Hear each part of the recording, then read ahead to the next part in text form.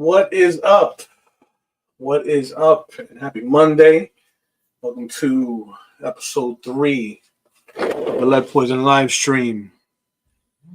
And tonight we're drawing Magneto. Right? So this is another commission piece that came my way. You can kind of see it already. I got my blue pencil in. I'm just kind of laying in some of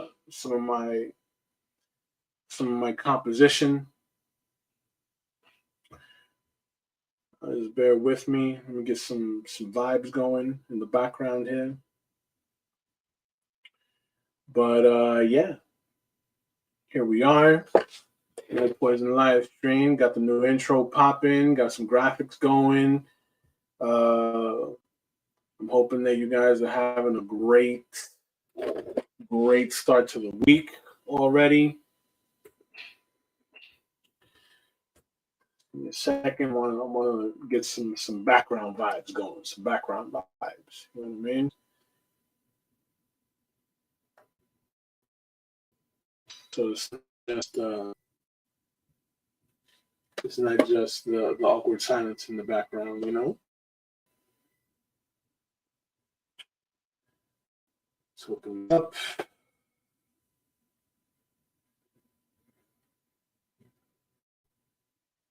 Go here. Let's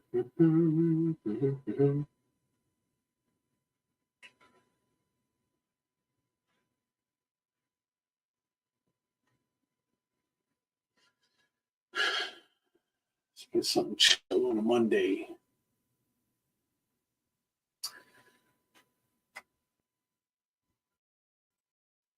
All right. Got my vibes going. Rough composition is in. Drawing Magneto tonight. I want to thank you guys for popping in on your boy. Now, still working out some details, right? But we're gonna do that live because the whole purpose of all this is to show you guys the full process, right?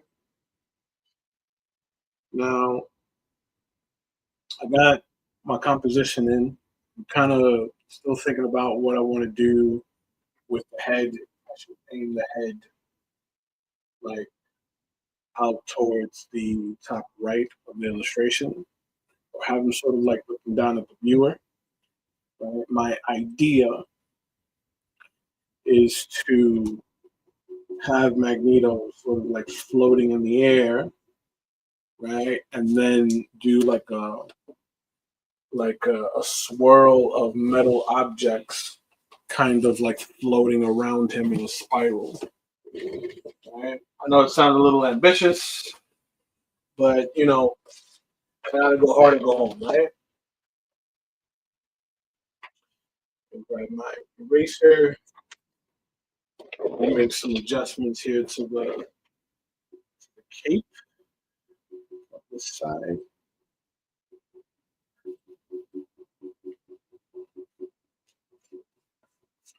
I kind of want to just kind of have the cape sort of flow back towards him, or behind him. And then I have all these random objects kind of swirl around him, like little mechanical pieces, shards of metal and such. So if by chance you are interested in commissioning some artwork, you can always hit me direct on all my socials. If you're following me on Twitch, if you're watching me on Twitch, you can shoot me with a DM. You can also hit me on Instagram. My Instagram is what you see there on the bottom of your screen on the left. That's my direct Instagram. Or you can go to Wild Ink Studios, spelled with a Z. That's going to be my studio Instagram as well. Either one of those, you can hit me up. And yeah, Tell me where your commissions. I'm very reasonable. So we're on the X-Men train right now. Right. Last week we did Colossus. Right, standing over the head of a sentinel. Tonight we're gonna do Magneto. So I'm thinking do that, right, and then sort of get the helmet in there, little angles on the helmet.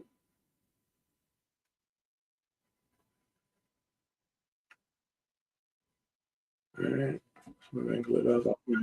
I angled it up too high. That's what this is all about. Problem solving on the fly.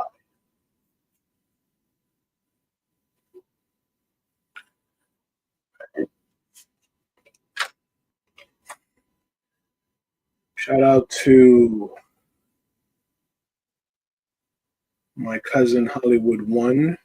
He's here on Twitch. If you guys are on Twitch, he's got a gaming channel, Hollywood One Gaming. I did the graphics for his intro. I believe he may stream tonight. You should check him out. He does a lot of fighting. Uh, he shows off a lot of fighting gameplay, Marvel Rivals, Soulsborne stuff.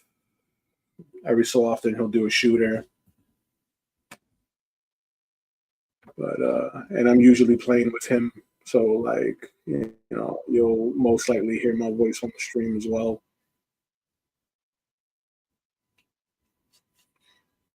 So check him out, Hollywood One. We're on Twitch.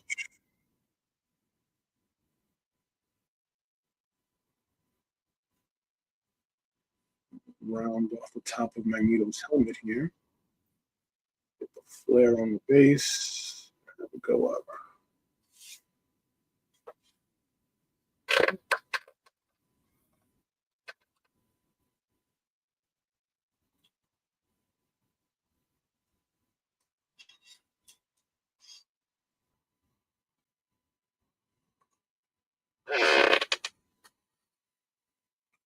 So this is usually the tricky part right here because I want to make sure that this fits around where the eyes are going to go. The client specifically requested for Magneto's eyes to be white while in the helmet, so I'm going to make his eyes blank. Lean into the whole villain aspect. And I'm going to give him a sneer with his teeth, so we can see his teeth there.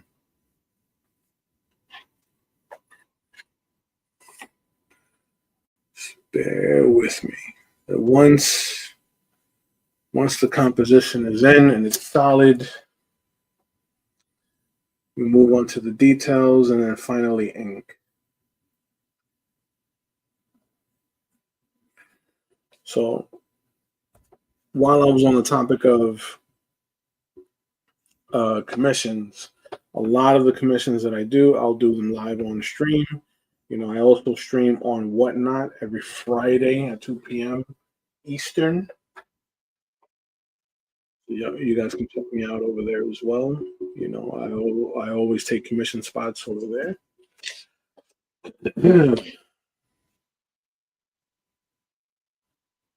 Right. We got that going in, and then we have the slim little trim around the open of this helmet.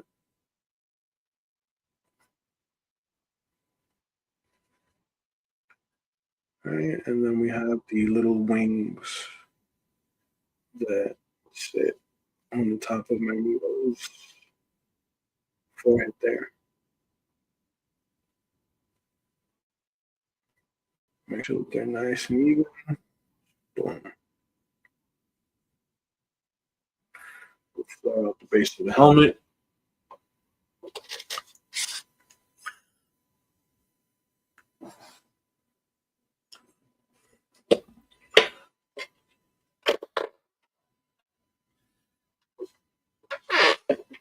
Here,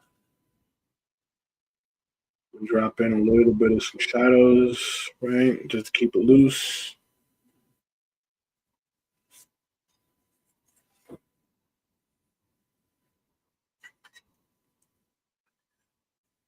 Back of the hand will be there. And forearm around the elbow, about there or so.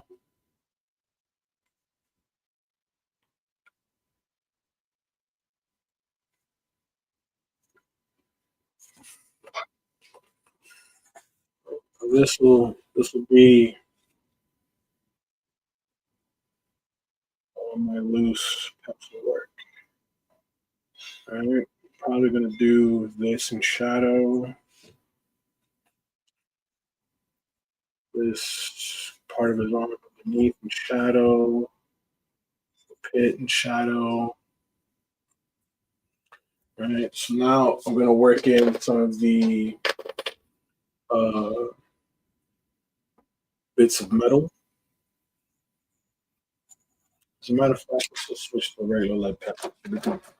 So we can fully appreciate that, yeah? Actually, let me go a little darker. Let's go a little dark. Welcome to everybody popping in on the stream. I appreciate you hanging out with me this Monday night.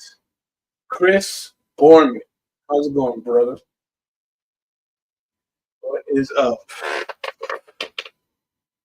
You know, just here doing what I do. You know, sharing with the good folks on the stream.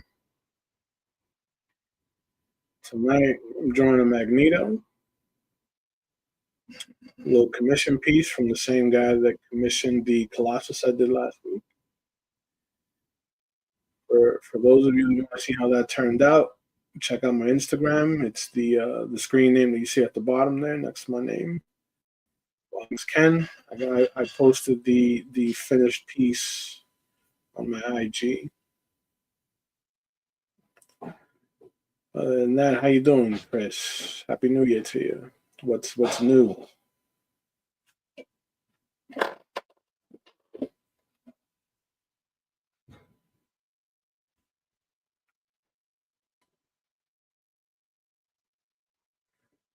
Get these edges around the mask here, the helmet rather.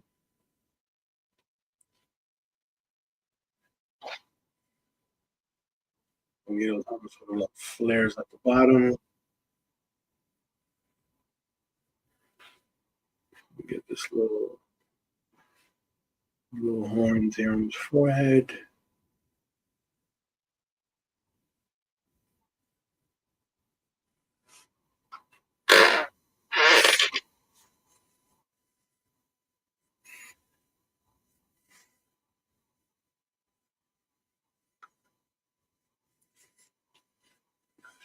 Hands in.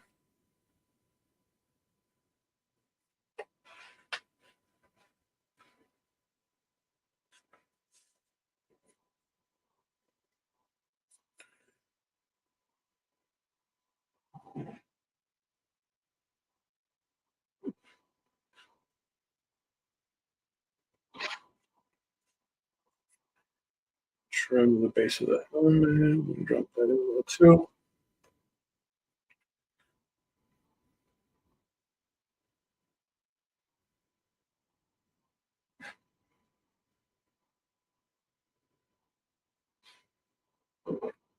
I'm gonna push his whole face into shadow. The as per client request, right?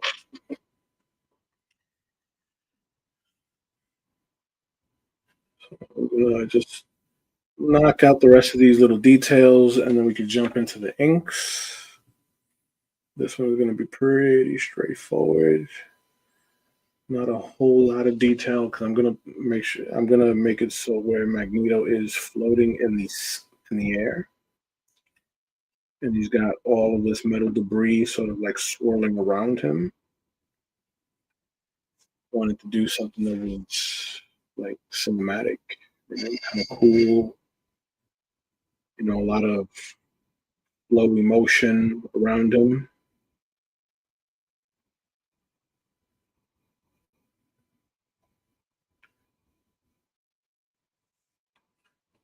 Okay.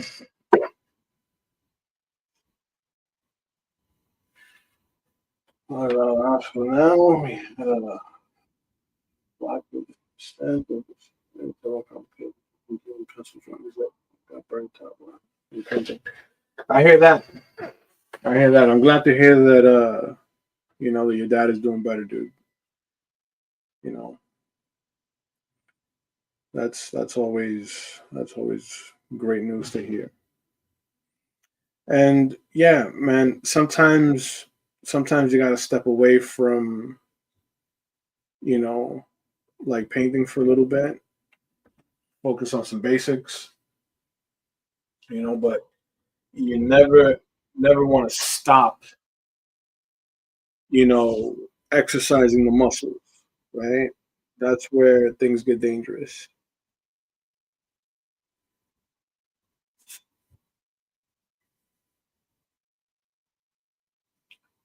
But pretty soon I'm going to look to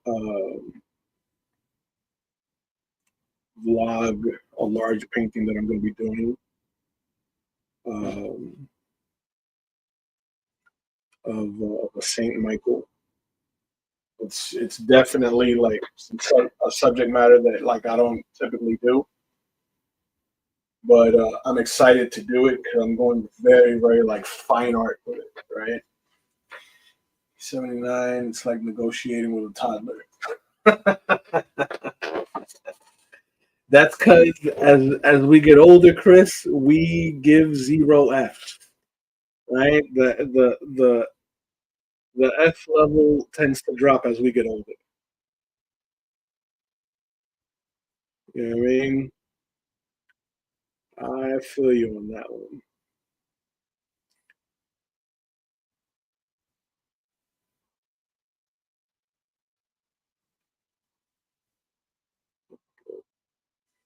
Fingers in there, back of the hand,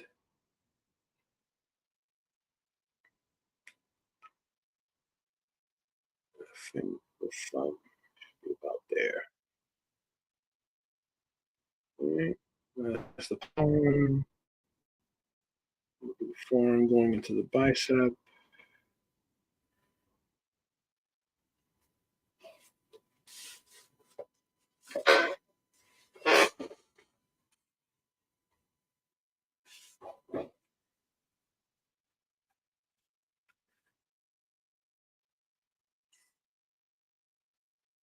Then we have the little bands around Magneto's forearm.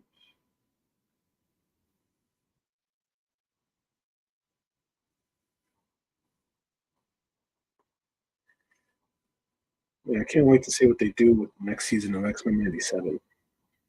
Like, such a good show. Such a good show. All types of drama. That a lot of people had issues with the way it was animated, but I thought the animation was fantastic.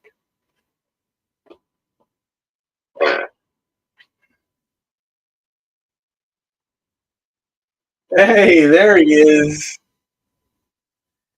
Thank you, thank you, thank you, thank you. The havoc that I did for you was episode 1 of the Lead Poison live stream. You know, you were the inaugural episode. I like doing these to kind of share some insight on the process, right? One of the things that I preach to my students is being able to, or making it a practice rather, in observing how other artists work, right? How they sort of problem solve through the art. You know, I figured, it makes sense for me to kind of, contribute to that. Since a lot of my kids follow me on social media, to give them another option, right? To, to observe the process.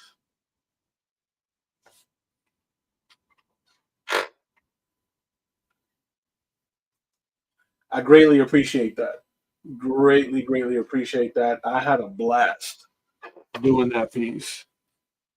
And Havoc High Key is one of my top five favorite X-Men, right? So it was a lot of fun to do. I I think that's probably like my second Havoc ever. Because the very, very first one that I did for, what set was that? I think that was for the Falcon Winter Soldier set for Marvel, and I did the old school Havoc where he's got the white rings on his mask, and that was a really, really fun piece. So to get to do the Larry Stroman design of Havoc, the X Factor design, that one was a lot of fun.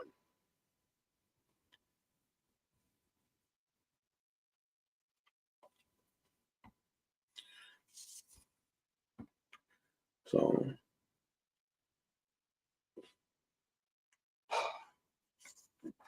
so I noticed that a lot of artists tend to like make Magneto feel really bulky.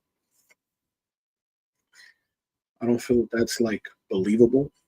I mean, it's comics, and I know that we have to suspend some logic a little bit, but like I can see him being muscular, but not like super bulky. So push that into some shadow. Bring the shadow all the way down. Right, and like this right here. You can push in a little bit. As a matter of fact, let me lighten that up. I needed eraser. Once again, thank you to all of you popping in on the stream right now. I appreciate you guys hanging out with me. This is a commission piece that I'm working on right now, currently, of Magneto. If you are interested in commissioning me, just hit me up. I answer all messages on all of my social media accounts. If I've done a commission for you before, and you'd be interested in having me do your commission piece live on the Lead Poison live stream, you know, hit me up. Hit me up. I got room in the queue. Not a lot of room, but I have some room in the queue. You know, this is going to be a fun, fast piece.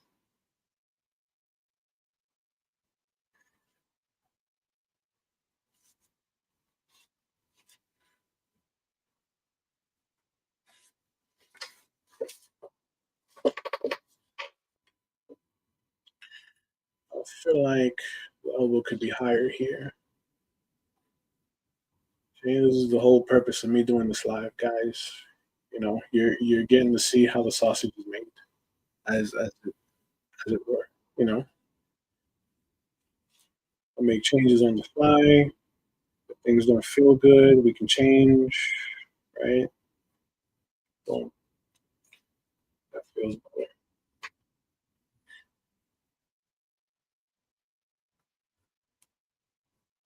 That's gonna be in shadow.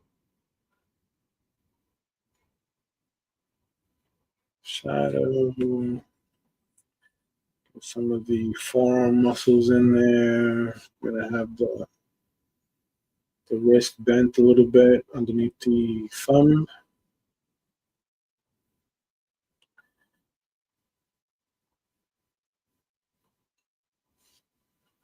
Let's get a finger bend right there.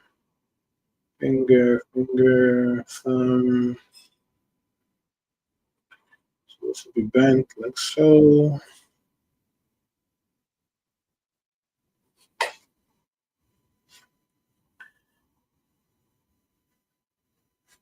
There we go.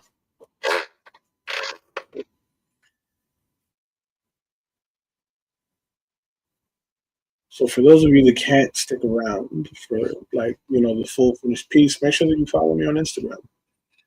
I always post the finished artwork on my IG, and my Instagram handle is as you see it on the base of the screen there. Wild Inks Ken, all separated by underscores.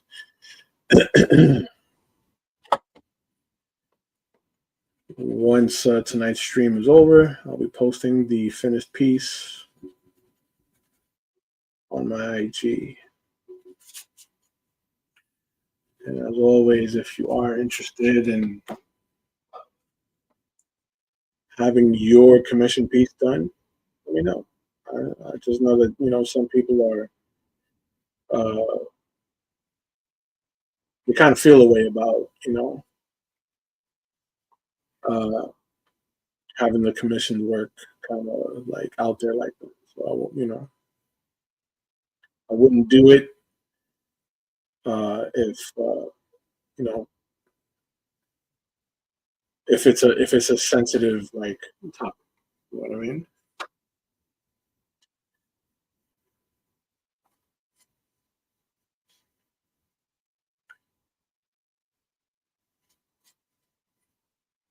Okay, so now let's go to bands. It usually has segment down the center. Then it's band, band, band, band, and then around the wrist. Boom.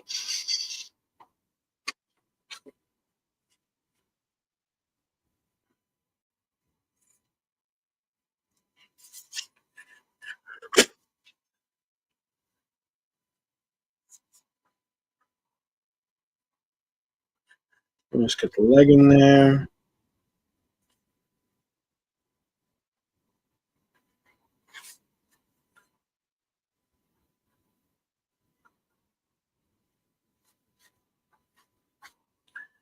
Like I mentioned, folks, in the very beginning or in preparation for a lot of these streams, I like to just drop in my composition really loose so I have an idea of how I'm going to frame the artwork, what's it going to look like more or less after it's done. And oh, yes, Magneto was right. What's going on, Angel? Happy New Year to you, brother. Hope you and your family are doing well.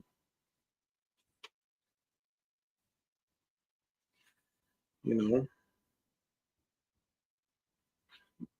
ladies and gentlemen, if you're new to the streams, if you're not familiar with Angel, make sure you follow Angel. He's a very very talented 3D artist, digital artist. Angel, drop your links in the chat. You know what I'm saying? Portfolio links, whatever you got, brother. You know what I'm saying? I don't gatekeep. I make sure that everybody gets their shine. We are brethren in this art world, sir. We post that up there. Bam. Son of the Saint. Son of the Saint. Make sure you guys give him a follow. Very, very talented young man out of my hometown of New York.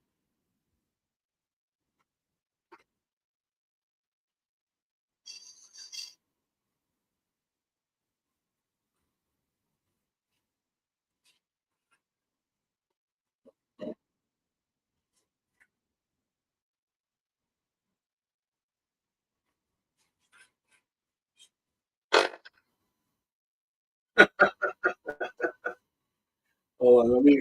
As a matter of fact, let me pin this and that, and then no, you're welcome, dude. We're young men. We are young men. You know what I'm saying? Like, let's be real. Let's be real. You know what I mean? That I'm not ashamed to say I'm in my 40s, right? But like 40-year-olds today don't look like the 40-year-olds that we would see when we were growing up. You know what I'm saying? I feel like even back then, 40-year-olds look like they were in their 50s and 60s. You know what I'm saying? Today it's very different. You know, and get that little curve there. Actually, I feel like that sticks out too much. Let's flatten that a bit.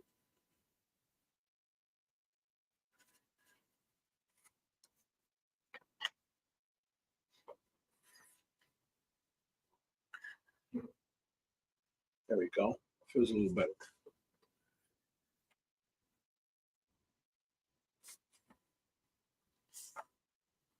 And get a little curve right here.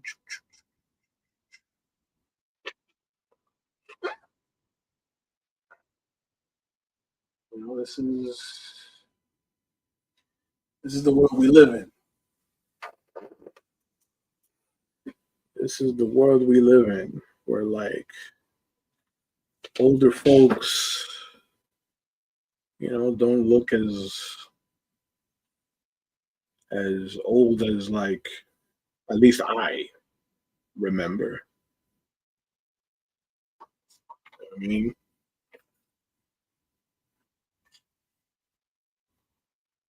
and people are just kind of doing better at taking care of themselves these days. I like to think so anyway.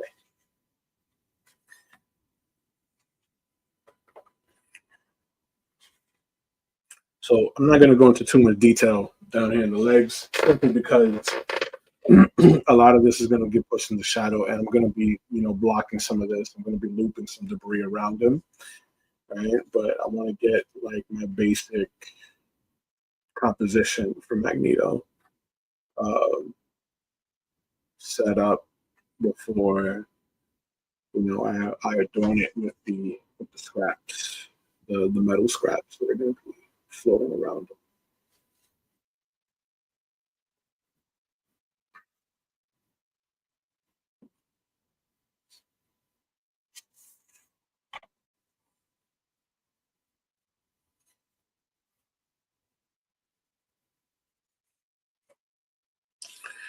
All right, so Magneto is done. Now I'm just gonna do some loose kind of shapes of like metal and shards, sort of like swirling around him.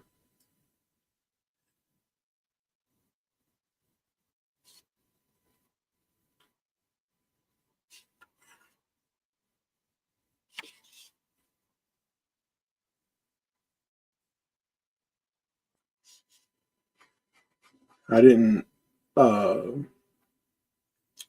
do a composition for this, so this is just freestyle right here.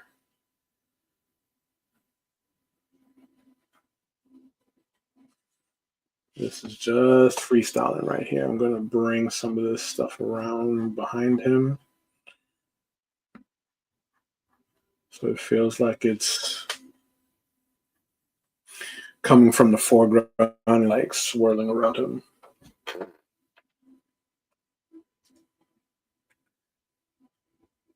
The kid that got eaten, his mother looked like she was in her 60s. She was in her early 30s. Yeah, that's exactly what I'm talking about. That's exactly what I'm talking about. And it was, and things like that. Like when you put it in perspective, it kind of blows you away. Like, I think the previous generation, like my mom, my mother-in-law, that generation was like the transitional generation, right? Where like now they didn't look their age, But I remember, living in Rockaway in Queens, and if I was walking the street with my mom, they thought my mom was my sister. You know what I mean? Like she was like my big sister. They didn't think that like, she gave birth to me. You know what I mean? But I think that previous generation, because of like the smoking and the drinking, you know, it was like it was different because that tends to age a person.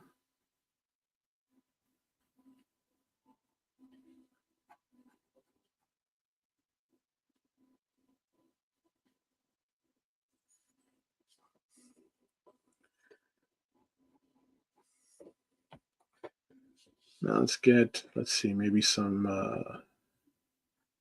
mechanical cylinders here with like terminals, right? And maybe a cylinder in the back here with like cables.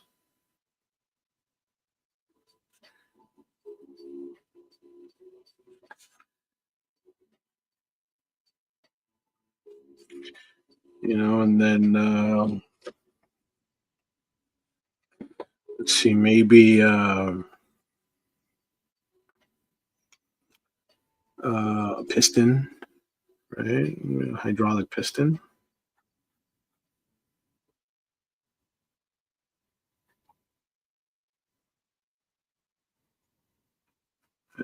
Piston sort of looping around a little bit.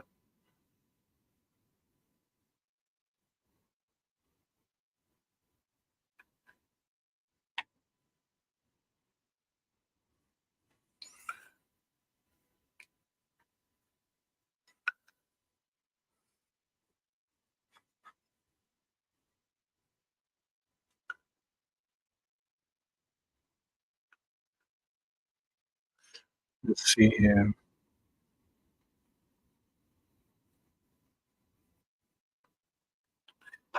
What else can we what else can we throw in here, chat? Maybe a girder,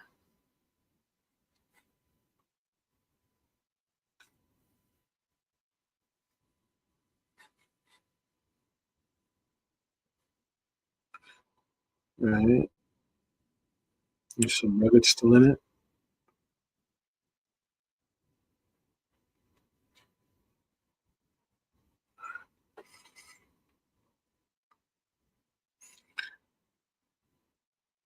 Maybe get some of the shadows in here.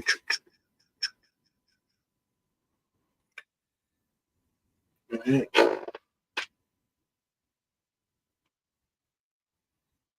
Some sparkling live wires.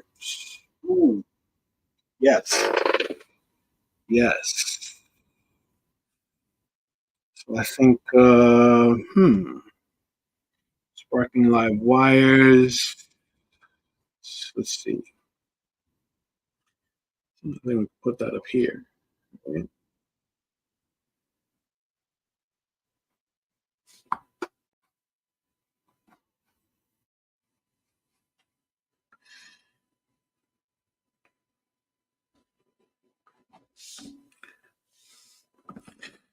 A little purple. So this piece is going to be black and white as per how it was commissioned, but I'm totally going to do some colored work uh, at some point on the stream. It depends on like how the client commissions it. You know what I mean? But this piece is going to be straight black and white ink wash, right? Man, I think like ooh, a distributor cap, right? So we get like those spark plugs, maybe OG distributor cap.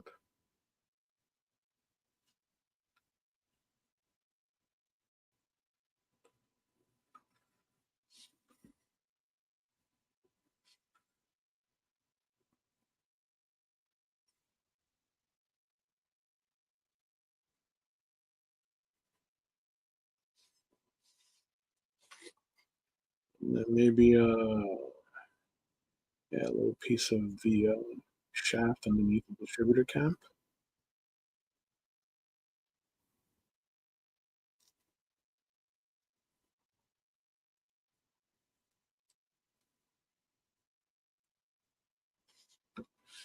Right.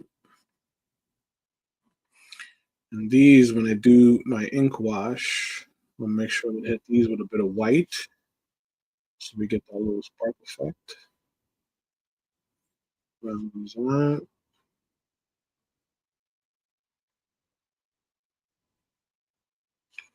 Get some dent in there somewhere. Let's see.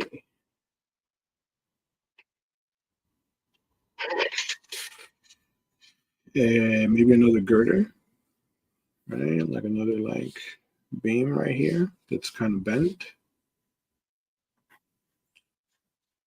Going over the legs.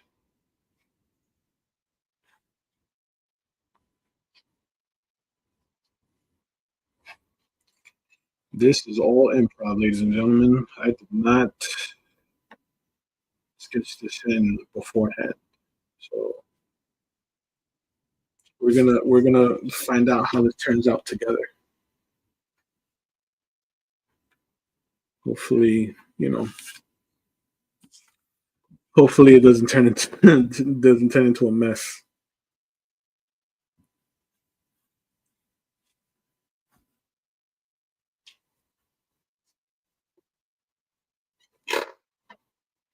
What's up with Will? Will is working on some contractual stuff. And the last time I spoke to Will, I think he was in the midst of a move. So it's like a combination of both of that. He's like moving, and then um he's going through some stuff with tops, like some like contractual stuff, just working through uh some sketch card stuff, and he just knocked out that Phantom cover. So Will is busy. Will is busy. Every so often, like uh we'll compare notes on some of the stuff that we're working on, because I'm also working on some stuff for tops, um, as well as uh, a book project. I got another book project slated for uh, Q1 this year, but I don't want to. I don't want to go cold with the live streaming audience, right? So a lot of those smaller commissions that I get, I'm gonna do on the stream with you guys, right? Because we already talked about continuing the Masters of the Universe, right? We left off on Tila, so that's still happening, and I haven't touched Tila since the last stream that we did on that. So that's gonna be happening. I'm waiting for him to I guess like get a little more stable with like what he's got going on, so that we can pick that up again.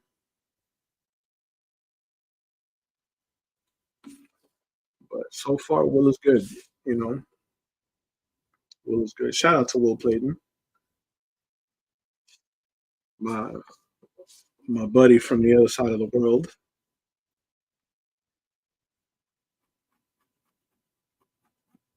Let's get some of these shades in.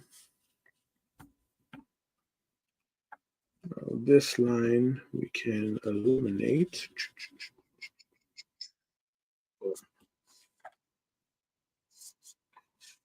Right, and this would be center line with girder. Shadow in.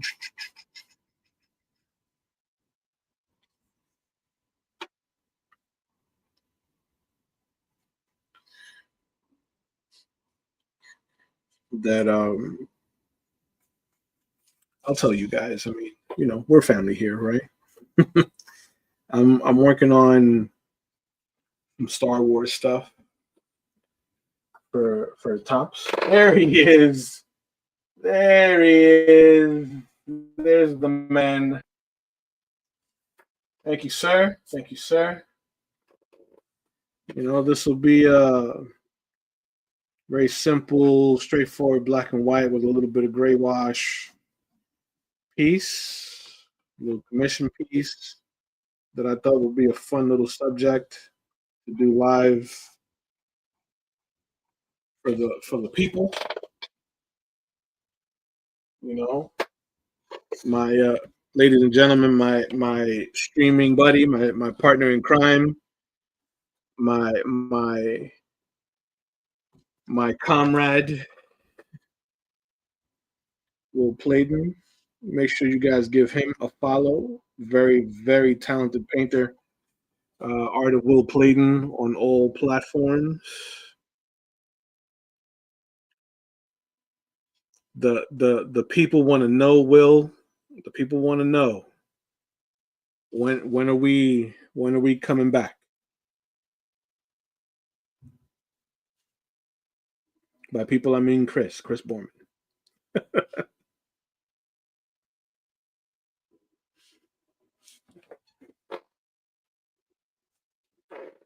Let's see how we looking here.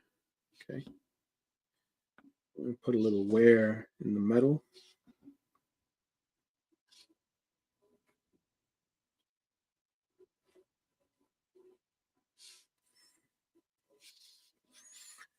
All right, maybe get a little shard of metal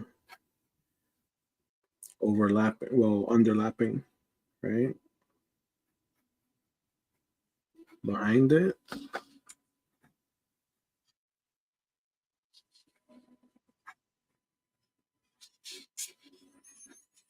So we can drop a nice shadow underneath that.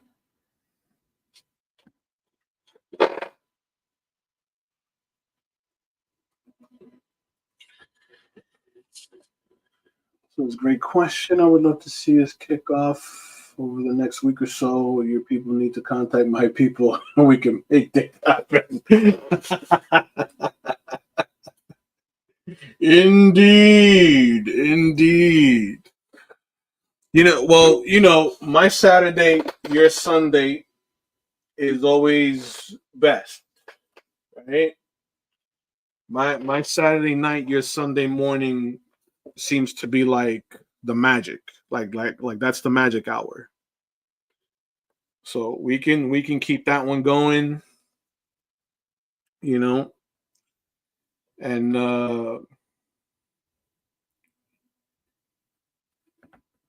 see how that carries us for now. Let me break it up here with some more stuff. I want to fill this up with a lot of metal debris, and so it feels, you know, a little more filled in, right? Maybe kick some things down here so we can kind of fill in this negative space right here. Like maybe I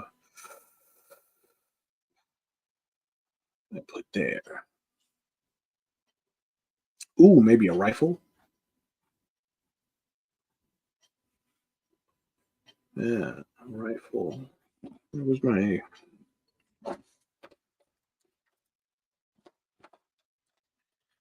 get a rifle in there?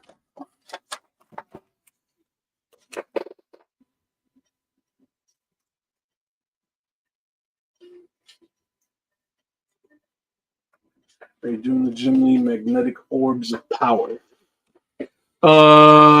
In part, like the Kirby dots. Yeah, I'm gonna do some of that, but because the only thing that I had composed was Magneto himself, right? I didn't drop in the Kirby dots, and then like the debris that I'm throwing into the piece right now, it's all jazz. I'm improvising that as we go.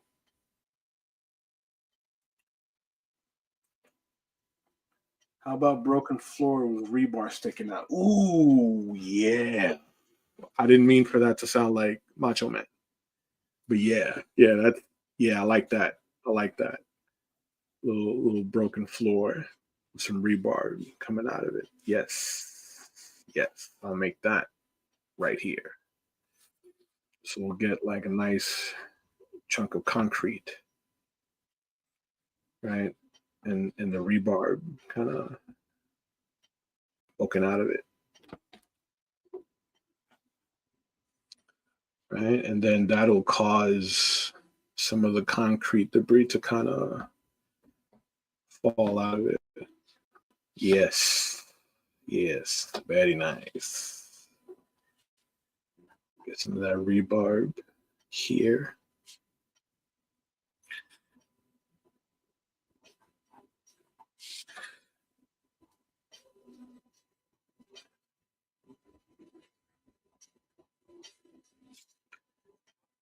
Yes.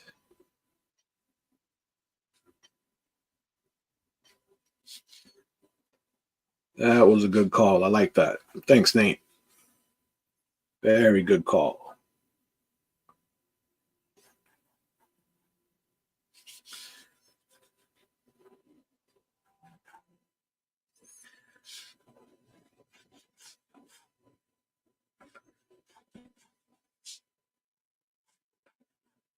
Yeah, that feels good. So now, yeah, so now I'm gonna get a couple things in here on this side. And we would be ready to drop in the inks, because then it's just like some smaller debris down here that would be in black. And then I think that'll like put us in a good position to start dropping the inks in. Break some of the rebar right here.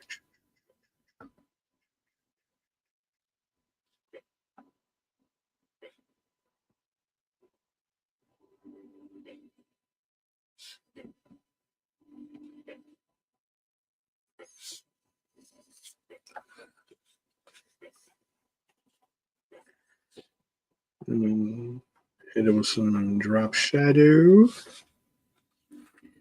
Get I guess like some tiles, right? The little grooves in the tile.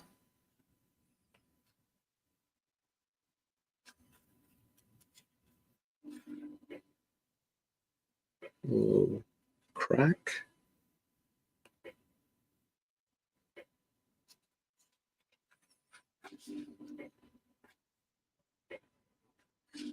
The edges there, the crack. Boom. And then the pores of the concrete.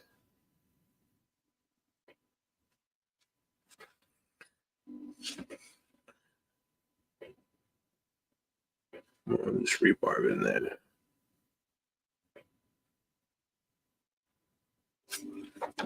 There we go. Feels good. Yes, indeed. Nothing like floor as a filler. I agree. I agree. That was a good call.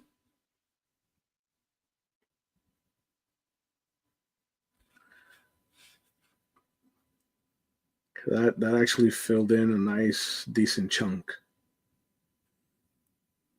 Get some of these little textures in the rebarb.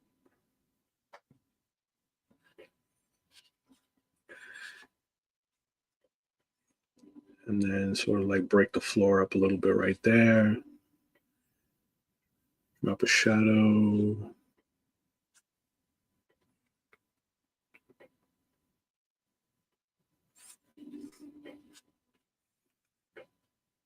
Get some more of the rebarb kind of poking out of the concrete here.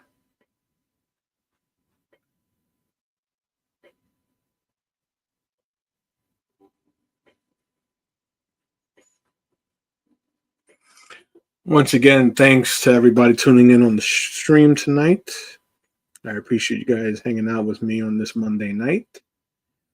The Lead Poison live stream every Monday at 7 p.m. Eastern. Gonna try to do this every Monday night, just to kind of remind you guys that I'm still alive, right? Because I tend to get lost in my queue of things to do that I forget just how much I enjoy streaming, right? Because it's not so much the social aspect, right? But it's just being able to share this process with you guys. It gives me the same sense of like being at a convention, you know, like when you guys see me at a con and walk up to the table and ask questions and just kind of hang out. You know what I mean? It gives me that same vibe.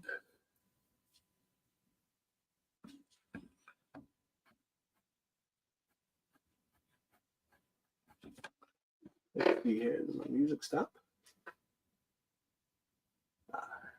Sure. Let's see here. Let's get another piece of chunk of floor here. We got some debris here. A lot of that debris I can fill in with my brush. But we could push some of this into shadow. All right. Stretch some of that back.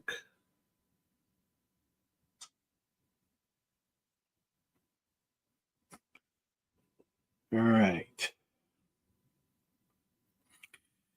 Let's see. What else can we add here? Maybe it's like some paneling.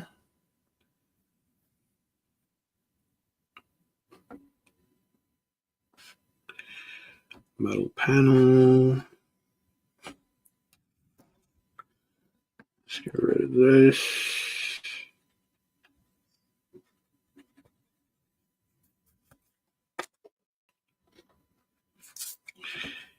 And we'll curve that metal. We put a little dent in it.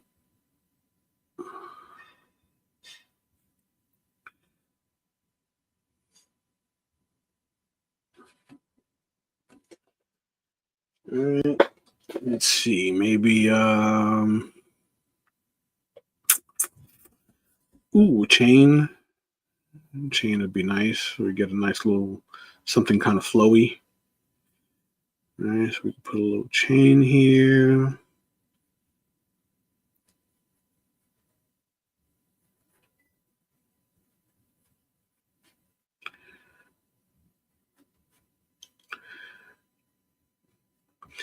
This is one of the things that, like, when I watch David Finch do his streams, he tends to struggle with like the smaller or used to struggle with a lot of the smaller nuances of the artwork, right? Tiny little things, right, that provide context. Like his the way he depicts like machinery and mechanical details.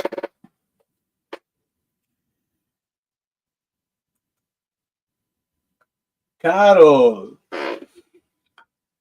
So, ladies and gentlemen,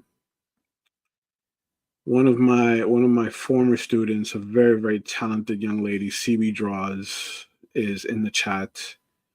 If you haven't done so already, please, please, please give this young lady a follow. I believe she is also CB Draws on Instagram.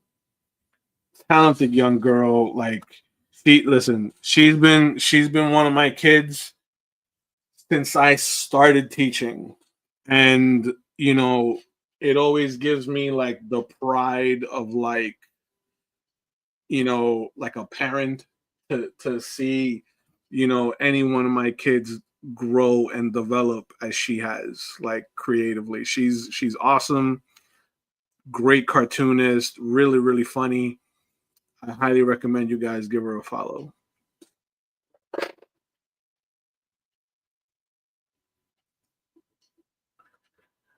You can always go with the classic Sentinel head or arm half body. Oh, that's true. That's true. A Sentinel head. Sentinel head might be cool, like back here, right? I'm trying to give it like that whole swirl sort of vibe. A piece of like a Sentinel hand back here could also work too. Let's see. Let's see. Let's see. Because like I mentioned, I didn't plan all of the things that would be floating around them. I'm just kind of freestyling it and see where where the drawing takes me. The Sentinel hand might be cool because it could like fill in a big gap in the back there.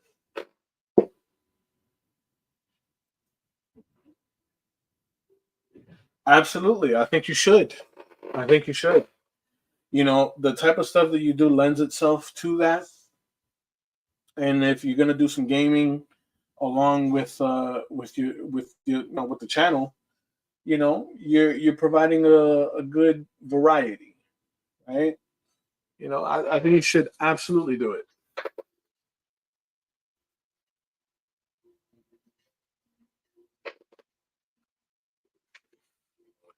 If you got any questions, you can always hit me up. So now we can push this chain into shadow right behind there.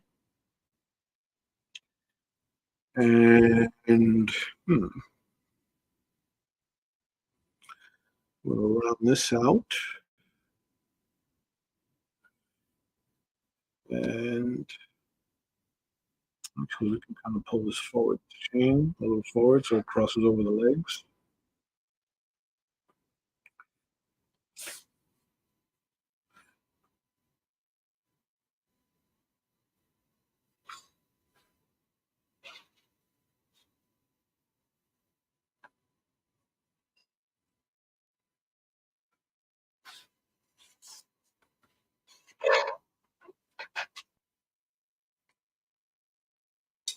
I don't draw fast enough to stream.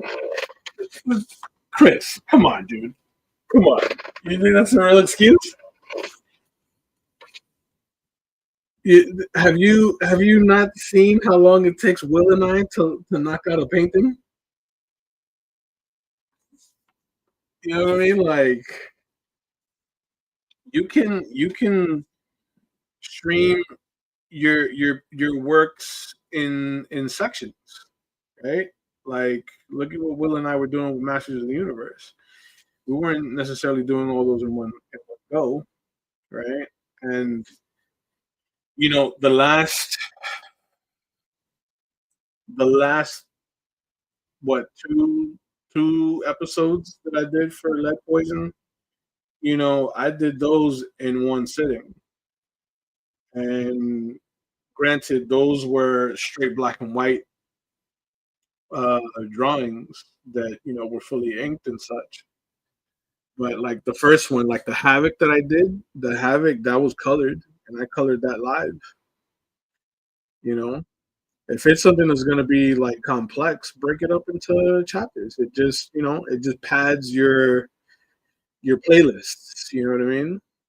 It pads the episodes that you got.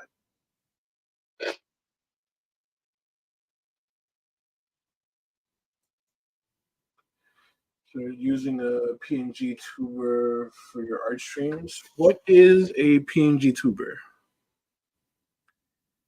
I'm always open to anything that'll any new tool, right? Any new tool that I can use creatively.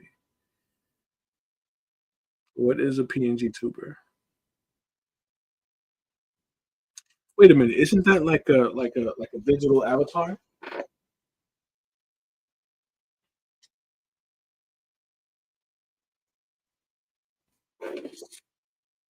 Is that what a PNG tuber is? It's like a little digital avatar.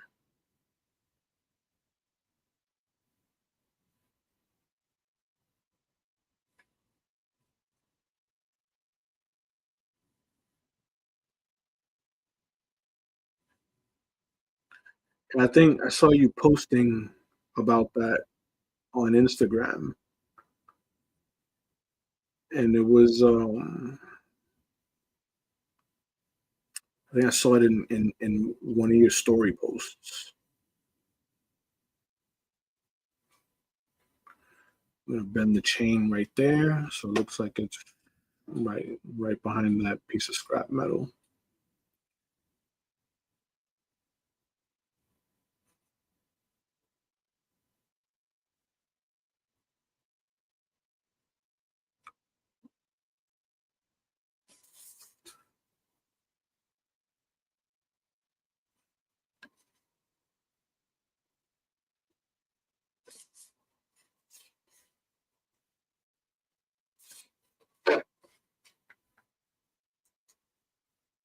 Sort of, it reacts to when you talk in recordings or streams, kind of gives the illusion that it's animated.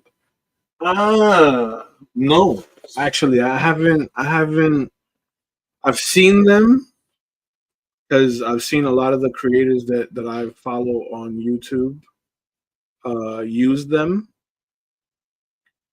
but no, like how would how would I get one of those? I am intrigued. Show me the ways, because even if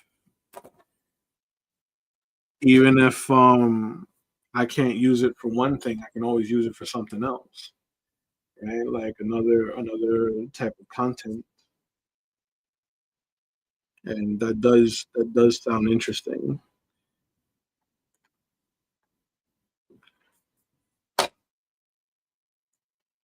So let's see here.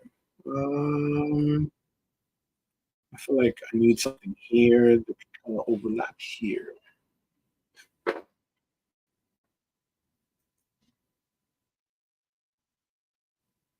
There's an idea, achieve it yourself, make it animate while you're talking in your stream. You know what? That's a dope idea. I don't know why that didn't cross my mind sooner. As many chibis as I do, many people use it when they're on a budget, keep their face off camera, or make streams more interactive. I love it. I love the idea. I love it. That is actually a very very good idea. But is it is it viable on a live stream, or wouldn't it make more sense to do it or use it on like pre-recorded content? I mean, because on a live stream, it's like it would need to react live, right? Like pre-recorded, you know, like you can kind of anticipate what it's going to react to, or maybe I'm just overthinking things.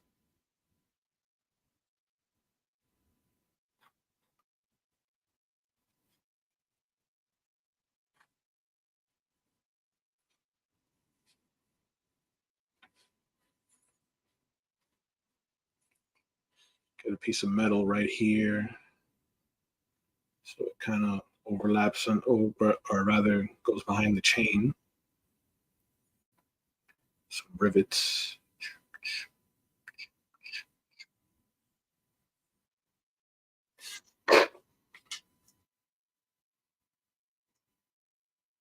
The good thing is that it's free application computer. All you have to do is just draw your character, upload the image to the application. Yes, it is viable to live. So relax here, microphone. What? Listen, you're gonna have to send me that. I need that application immediately. I need that info. So, like, send me the name of the app on in a DM on Instagram, and yeah, I'm totally gonna jump on that.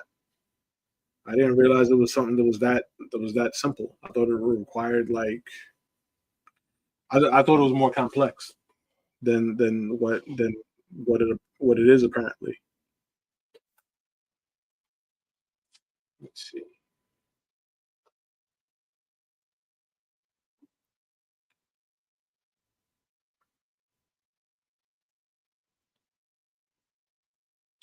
I'm thinking I could put like a jet engine like right here.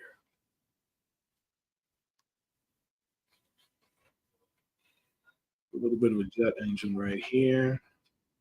Cylinder, the turbine right there. Yes, absolutely. Send me the link. That would be amazing.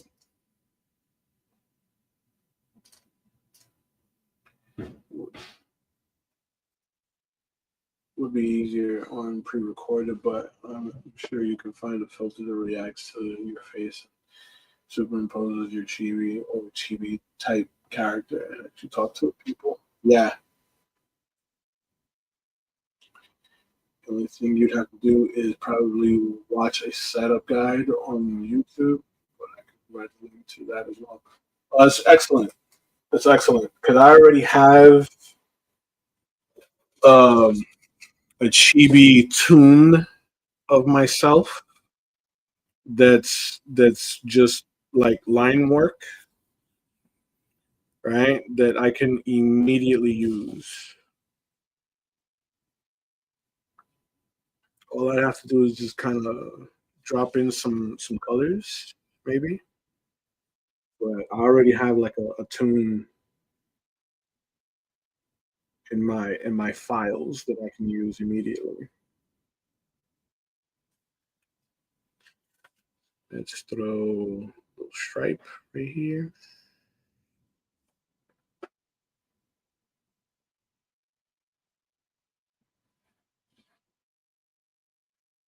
That would be amazing. It's right. It's not a shock. It's not a huge shock. You know, I listen. My archive is deep. As many chibis as I get commissioned to do, it only makes sense. It only makes sense for me to have like a little bit of a stock of chibis of myself.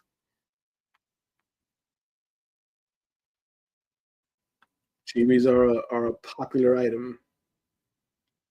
Get that in there. Let's get some of these turbine fans in there. There, there, there, there.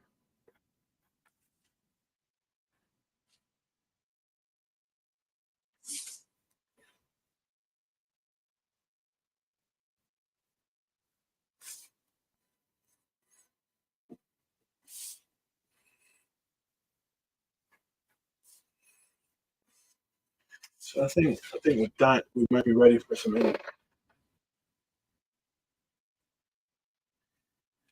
Yes. Welcome, young lady. Happy New Year to you. I hope that the new year is also a great start for you and your family.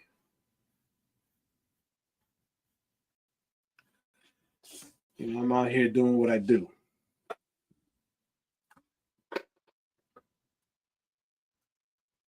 Thank you, thank you. Dude, your gut sheet is still a centerpiece on the top of my wall. Loved it. Man, that's great to hear because that was a fun piece to do.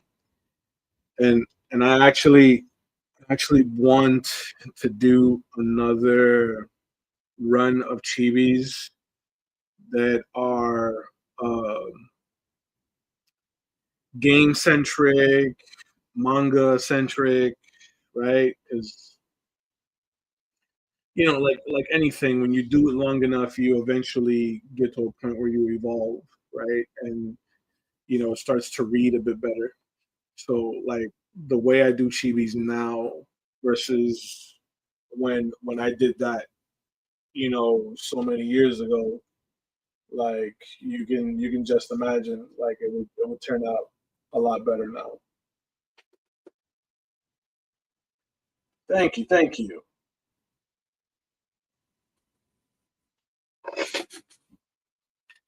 So I'm gonna push a little shadow in here. Get some bends in the metal.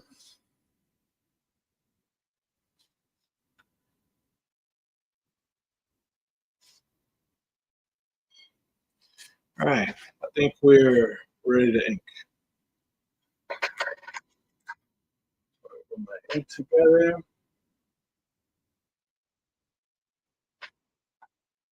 We'll jump right into it. And as always, I love using the Sumi ink. This is my go-to.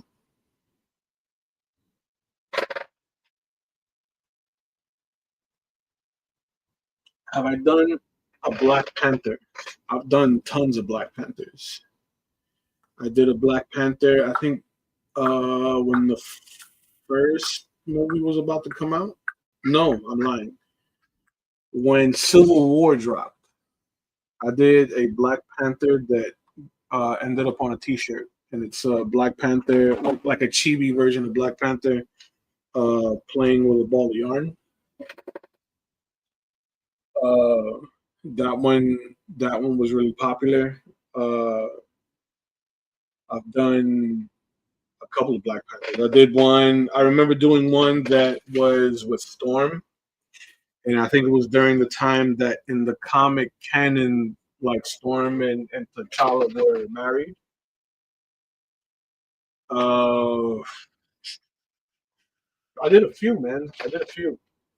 VP is a fun character to draw, especially like in the chibi format. Where is my quill? Here it is. I've done a couple of VPs.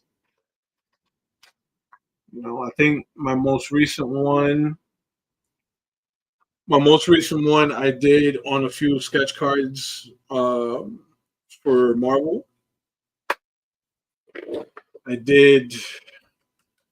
I had gotten some commissions for artist proofs of Black Panther with the Infinity Gauntlet. Just fun stuff. Fun stuff. So yeah, I've done a couple of VPs. But there's actually a Black Panther painting that I have in one of my pads that I never like finished, and I should.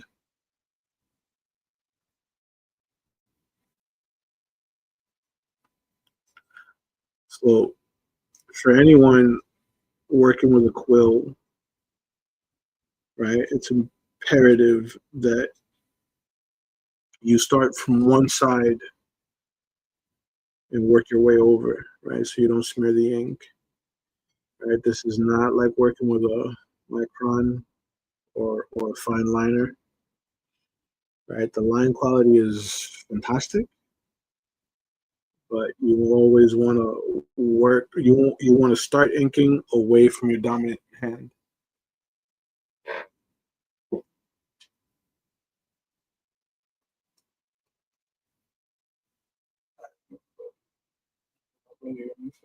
Yeah, yeah, yeah, yeah, absolutely. Instagram name is the at that you see on the bottom of the screen there.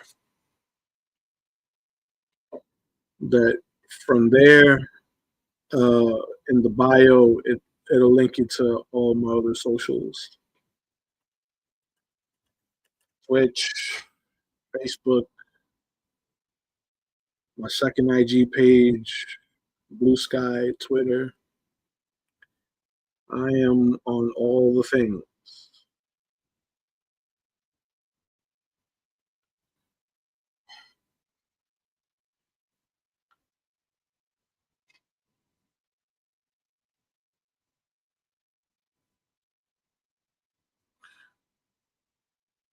Once again, thank you to everybody popping in on the stream.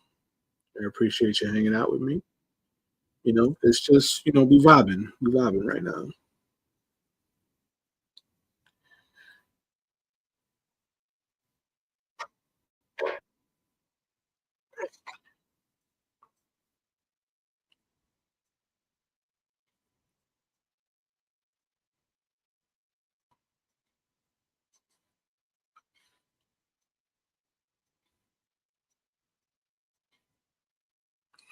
So my intention is for each one of these drawings to be done completely on the stream,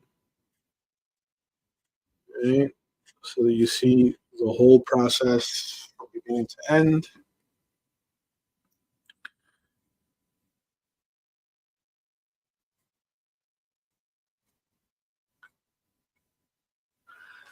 Right? I guess for the sake of authenticity, right?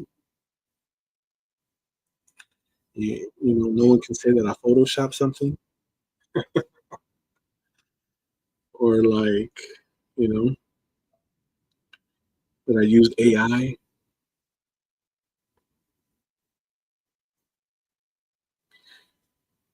The only AI I use is artist intellect, baby. That's it. That's all it is.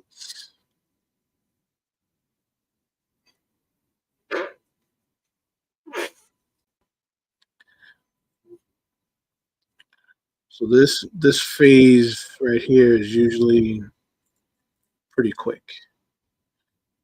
Right? Drop into some line work. Right? This is the fun part, right? Because this is where everything starts to like come to life, in my opinion. Right? The ink tends to breathe life into the art.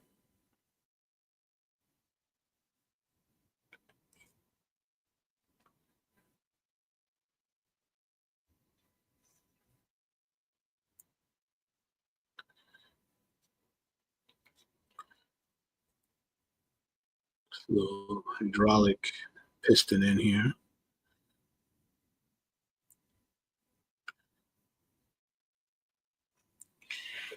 All these little details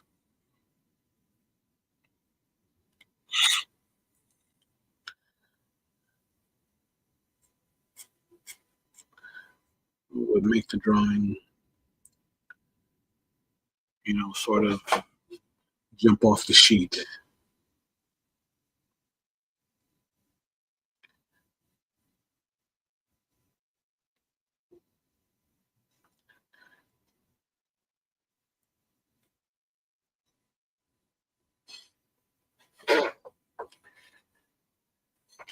Sol,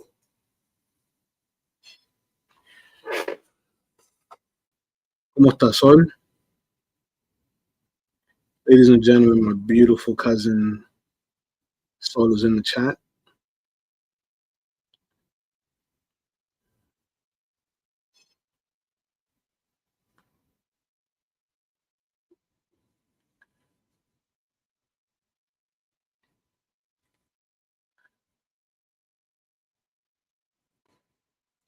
It was inevitable that I would have some family pop in, like in my last stream. Shout out to all the viewers watching from Puerto Rico.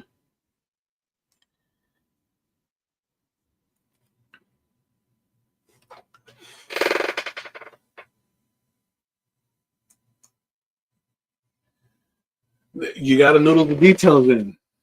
It's necessary that the noodling when it comes to inking. It's we need that. We need that.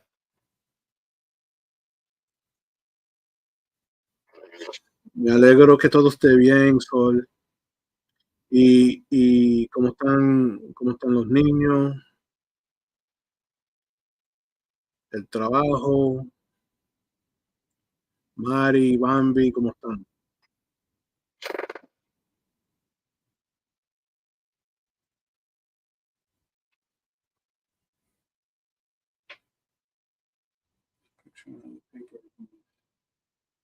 Tracing people. Am I? Am I? Am I? Am I? Yeah, dude. That's why I gotta do it live. I gotta do it live. I gotta do it live.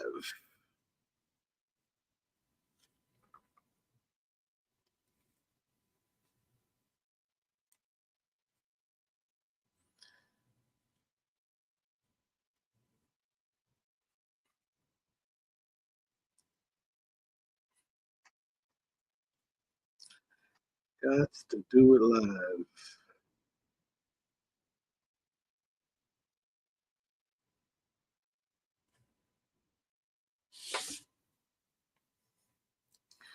Now the good thing is that this Sumi ink that I use dries relatively quickly.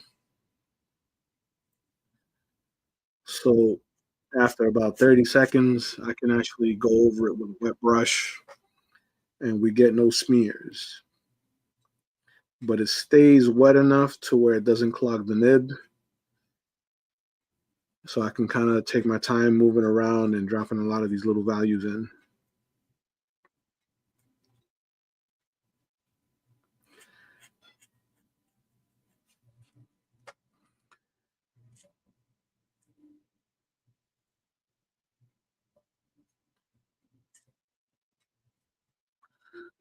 Let's get these little spots in here.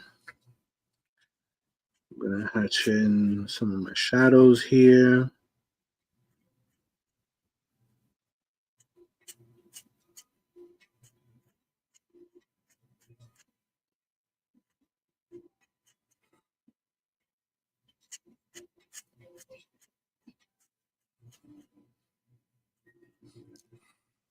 All right.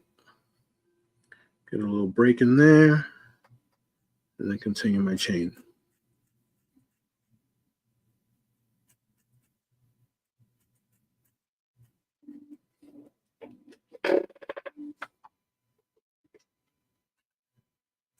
You know me, Nate. It doesn't befit me. There's no AI used here. Ya están durmiendo.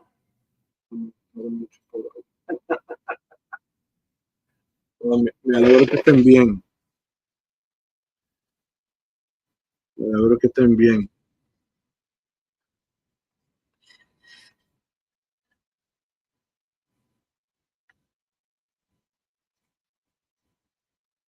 Mándale saludos a todos por allá. Que los quiero mucho y los veo pronto.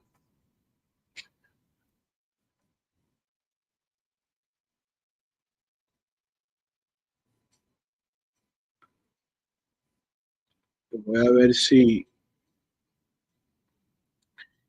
voy al Comic Con de Puerto Rico de nuevo este año. A ver si tienen espacio disponible.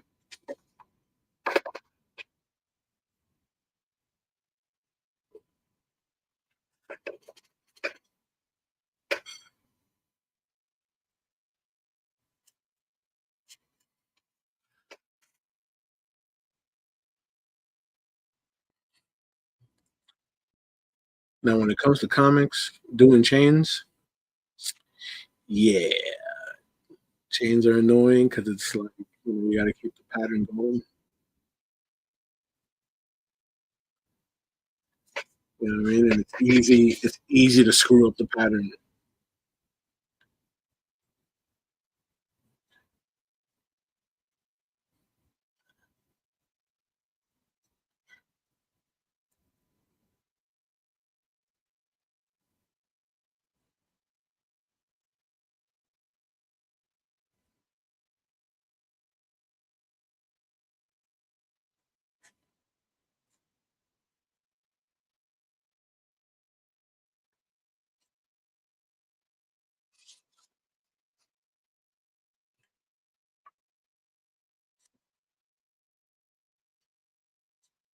Once again, thanks to everybody joining in on the live. I appreciate you hanging out with me on this Monday night. Hoping that you're off to a great work week, start to the work week rather. A great start to the new year, 2025.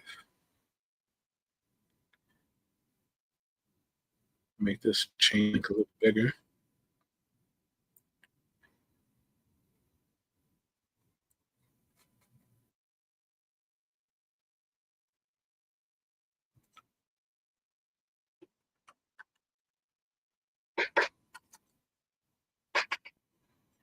Sí, voy.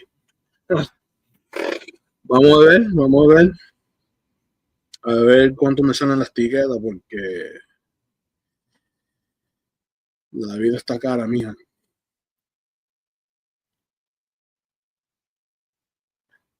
Me gustaría, porque nunca la he visto en vivo. Y bueno, ese nuevo disco de él tiene a todo el mundo por acá envidioso de no ser puertorriqueño.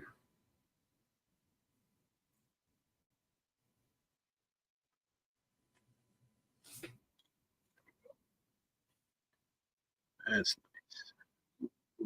chunk of metal, a little metal shard.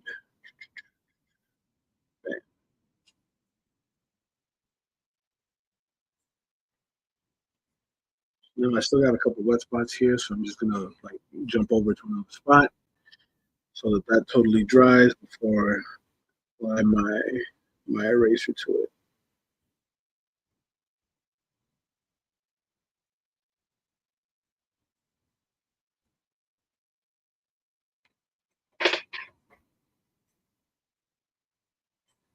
Ah, te quiero mucho también, mami. Cuídate mucho y hablamos pronto.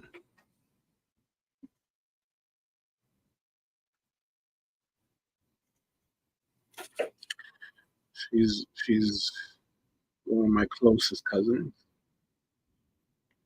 on my dad's side in Puerto Rico.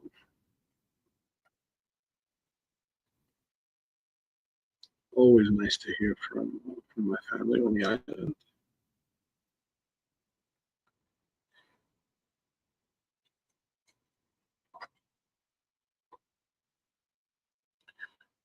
We're gonna round this out a little bit.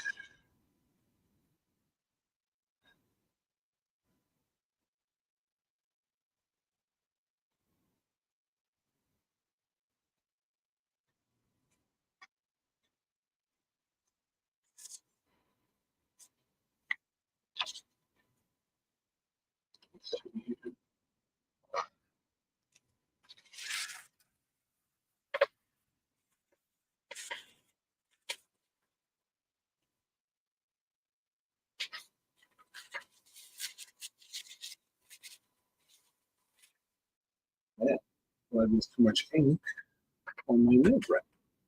Let's rinse that off on accident.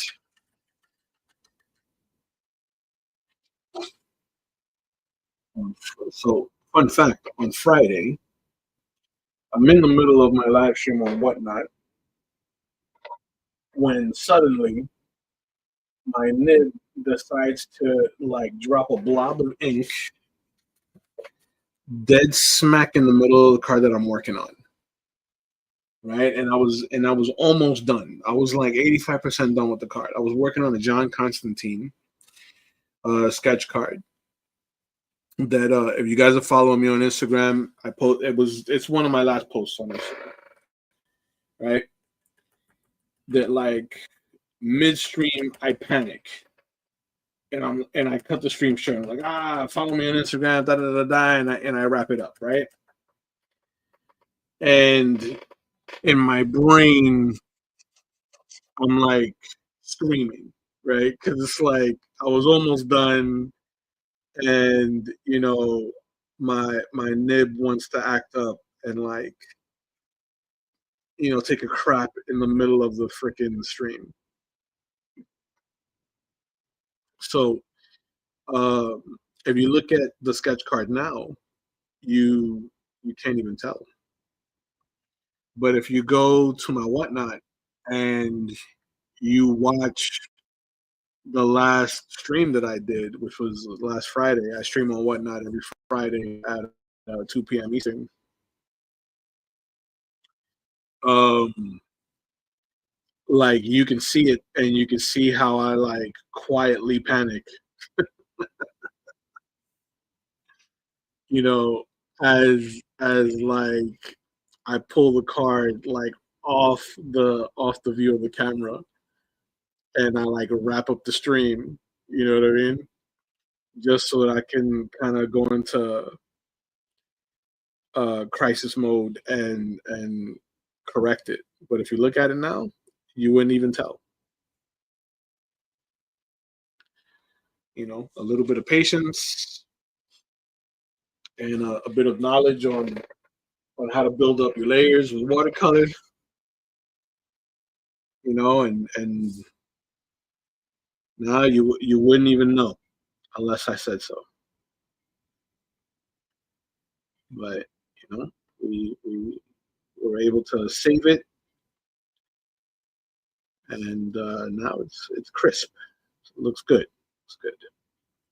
In fact, I think the mistake that I made with the ink was a bit of a blessing in disguise,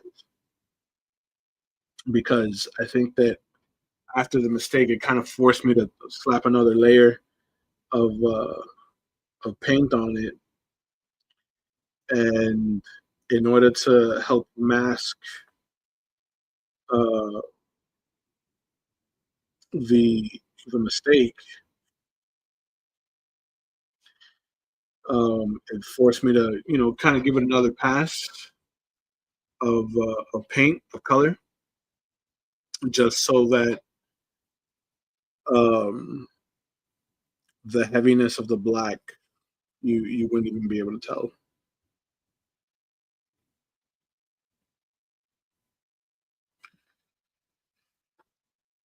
But yeah. So in case you're wondering, sketch cards. I do sketch card commissions at starting at $20, right? And those are for my studio branded sketch cards. I have some artist proofs available, but they are select and they are limited. So those artist proofs, they start at 60, right? And I currently have a couple of Marvel artist proofs available. I think it was for the Marvel Premiere set that I did. I did a few sets of that. So those are currently available. That's a really thick card. Uh, and I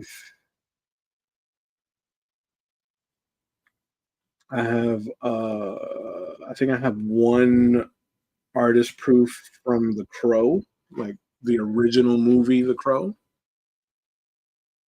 That's like my last one. I have uh I gotta look at my list again. But for sure I have like some Marvel APs. I got one from the Crow movie. I have a few from Jay and Silent Bob. I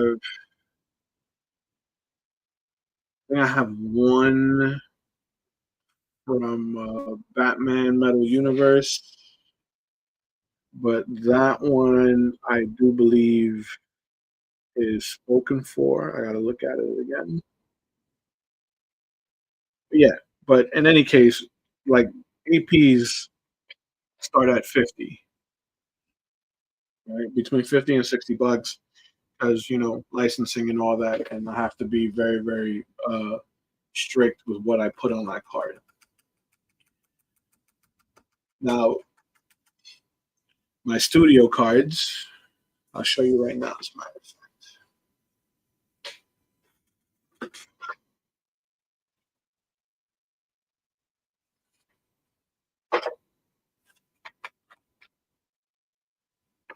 My studio sketch cards are blank, right?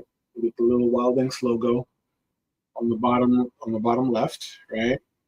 Really thick cardstock. This is actually thicker. This is like 3 ply of your normal like trading cardstock. So it's thick, right? So I can like paint on this. I could use all kinds of medium on this. Right? It's always going to be one of one. I sign it in the front with the artwork hidden, and then I sign it in the back. You'll always read one of one, and I ship these in uh, top loaders, so you won't run the risk of getting like bent corners or anything, right? And yeah, you get whatever you want on those.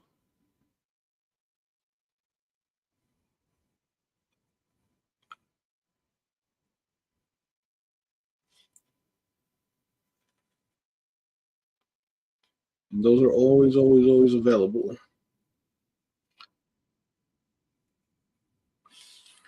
Larger commissions, I'm not doing too many of those right now, just because I'm on an indie book project, and as you would imagine, that's very time consuming. But small commissions like this, like sketch cards, I can do those all day because it doesn't consume a lot of time.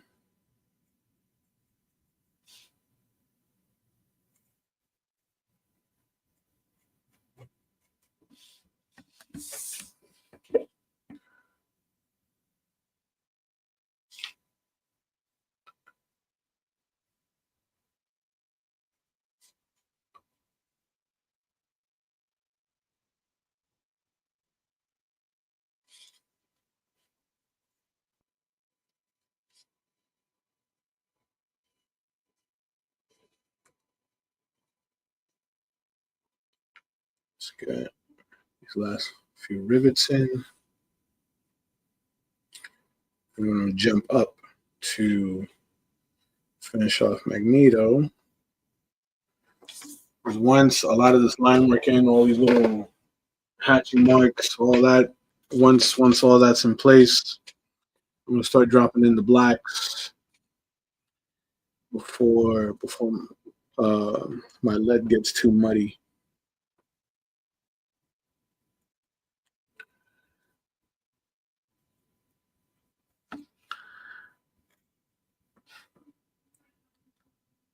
We don't want to run through it too fast to not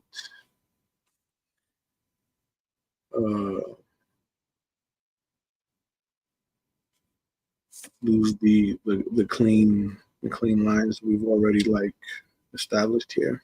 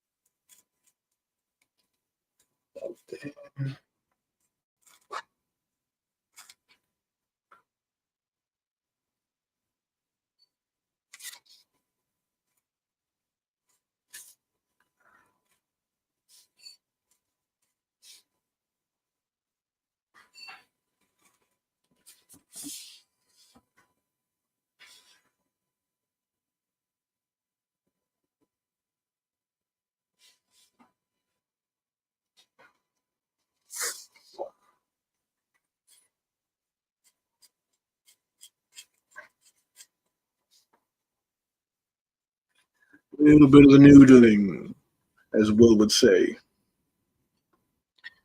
Bit of the noodling.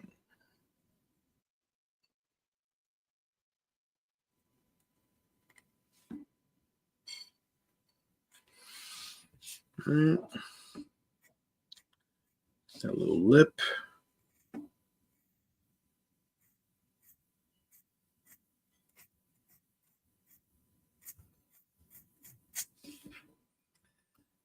A little more ink on the nib.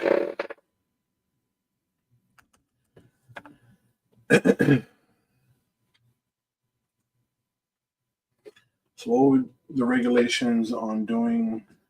What would be the regulations on doing cards, amalgam style characters on artist proofs for anything that's like licensed? They won't let me do anything amalgam. You know, so like for like the Marvel stuff, the DC stuff, they won't let me do anything that's not comic canon or anything that's like appeared in movies. None of that stuff, especially amalgams or crossovers. Right now, on my cards, it's free reign. You know, I've done I've done some chibi stuff. I've done some gaming stuff. I've done, I've even done some not safe for work stuff commissioned on those cards. You know, but that's why I price the studio cards so low because one, it doesn't take me very long to knock out. Um, you can get whatever you want on there, within reason, of course. Like it can't be something super super complicated because it's only like 2.5 by 3.5 in size, and yeah, like it's free reign now because with the licensed cards, I am restricted via contract from the license holder to depict, you know, any property for that license in a family friendly way, right? So no TNA shots, nothing that like um, over embellishes the female figure, nothing super violent, no Nazi symbolism, nothing crazy, right? Um, which makes sense. But I mean, even on my stuff, like I don't do anything that's like that leans heavily into like violence or anything that's like super edgy. Anyway, like I haven't been commissioned to do anything like that. Yes, yes, I have. As a matter of fact, um, I found a registry online that and I found it like on accident, right? Because every so often I'll Google myself and see what's out there, right? That's like of my work. So I found this registry of cards that have been graded, and there is a handful of cards. I think it's something like something that's like it's like nine or between 9 and 13 cards that are licensed that have been graded and slabbed, and then a lot of the clients that have commissioned them directly from me have gotten them graded, and then they'll tag me on Instagram. So, like, if you go to my IG, I've recently got tagged on a Spider-Man EP that I did of like Spider-Man shooting a web out of a sewer manhole uh, while being attacked by the lizard. You know, that came back uh, like graded and slabbed and such. There was a Doctor Doom piece that I did some years ago that came back like a 9.8 and slabbed, and a buddy of mine who like is in that like industry resold it for, I think it was like over $1,000.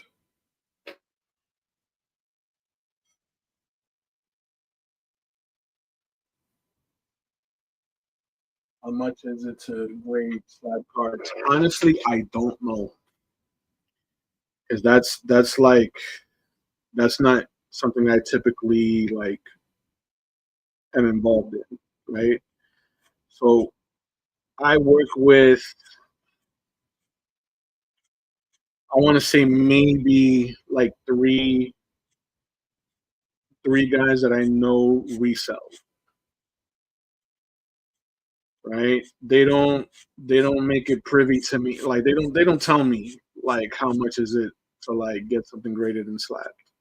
I know that cards are actually more expensive to get graded and slabbed than actual books because you have to handle them more carefully than books, right? Because bent corners and all that, it affects the appraisal. So that in retrospect, when he told me how much, actually he didn't even tell me. I found it. I found it on eBay. I saw that it was on eBay for something like $1,200. A Doctor Doom that I illustrated, Marvel Beginnings. It was an AP that I did for Marvel Beginnings, and it was a Doctor Doom like gripping Peter Spider-Man's mask, right? And whatever. I did it. I did it a couple years ago, and it sold last year. Because every so often, like I mentioned, I'll do like a little search in the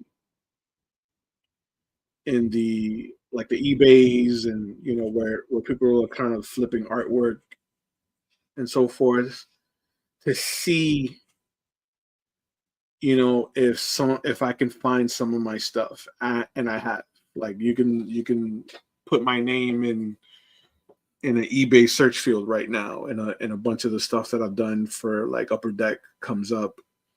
Some of the stuff that I did for Creature comes up.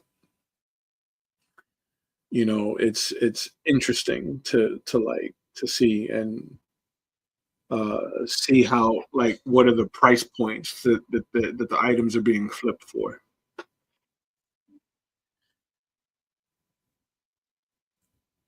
So when it comes to cards in particular, because of the handling, it is a bit more expensive, right? Because like it's not like a book per se. Like if you wanted to get like a graded comic grading, you can bag and board it and ship it off.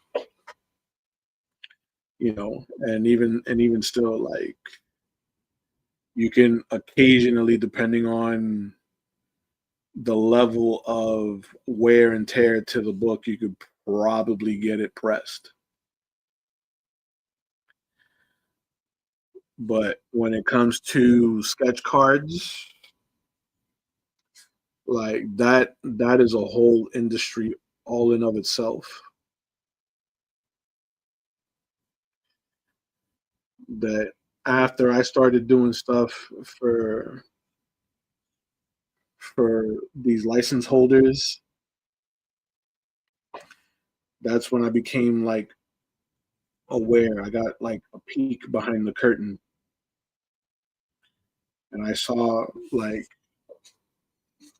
just how much like some of the higher quality artwork on these, like, 'cause this original artwork, just done on a smaller scale. I got a peek behind the curtain to see just how popular, you know, those uh, those card sales are.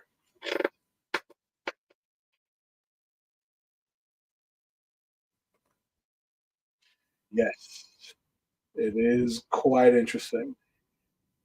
Artwork walking past you in the wild, and it's a great feeling, and it will.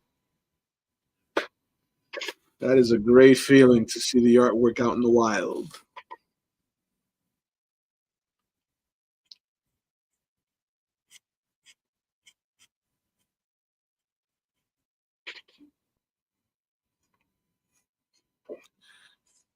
All right, let's get back to Magneto.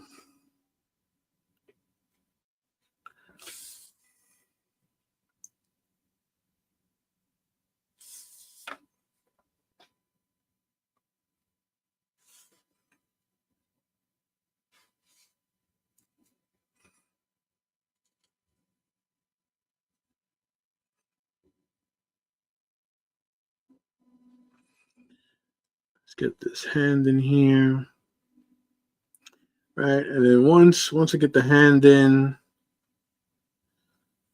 I'll drop in the Kirby dots in a way that makes sense.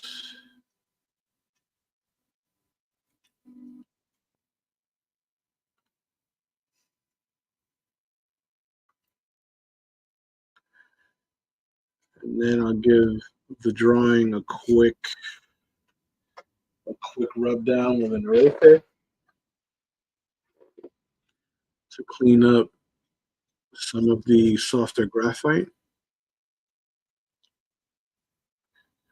And then I'll put in my blacks and then my gray wash.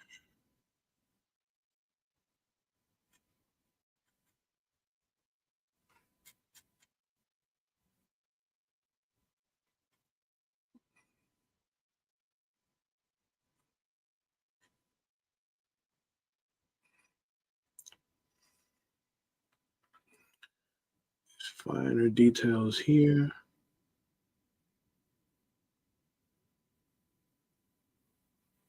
Boom.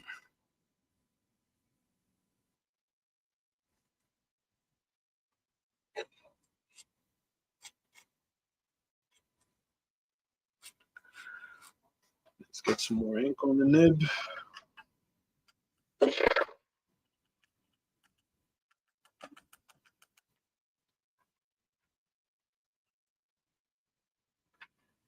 About 30 books I painted. Need to post them. You should. You absolutely should. You know, in one aspect, it's good that it's not super mainstream, right? Because once it becomes like a mainstream thing, we can immediately expect the vultures to kind of come in and you know flood it with nonsense just to make a quick buck. But you should absolutely do that because I'm seeing more of a drive towards uh, original works, traditional works. You know what I mean? So I think that anything that you've done traditional, you should absolutely put it out there for people to take a look at and and put a bid on it. You know, let's get more of this here. Actually, I should bring this up a little higher. Okay, so now let's bring this down. This is going to be a big shadow spot into the pit. The obliques down. And then patch from the shadow.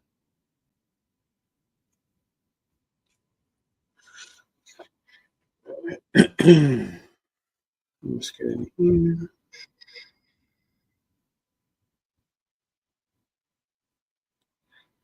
Get a little lip under his belt.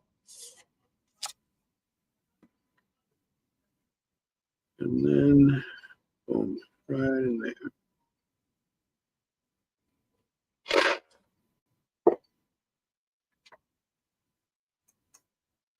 About to beat up on Magnus right now. So, for those of you in the Twitch audience, Hollywood One is uh is my cousin. Make sure you shoot him a follow.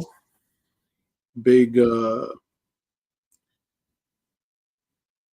streamer of fighters, Soulsborne games. You know, some solo single player games. Definitely Marvel Rivals. That's the new dope that we're on right now. That odds are, if you're ever watching one of his streams, you're gonna hear me in the chat. So make sure you guys shoot him a follow. Hollywood One.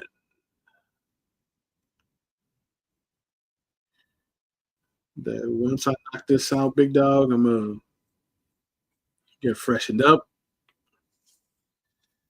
get some food up in me,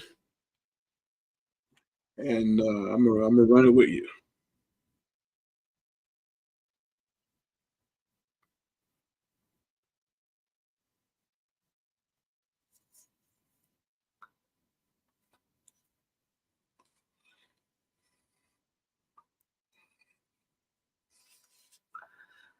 Let's see, got a little separation right there.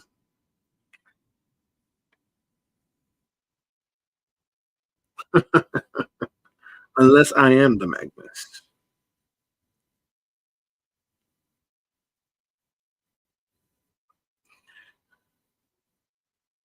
So after you jumped off last night, I did a thing. I know you're probably gonna judge me for it, but I had to do it.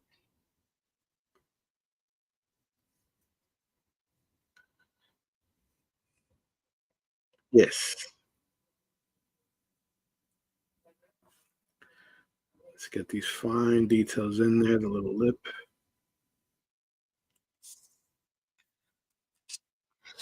Yeah, you didn't judge me, but I don't care. I don't care.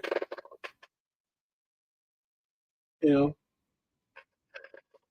Marvel Rivals makes it way tempting. So, I spent some money last night. So, when I get on when I get on tonight, you're gonna see me running around in a new skin.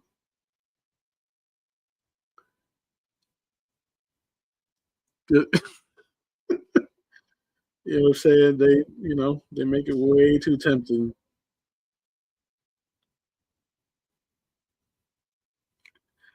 Yo, for real.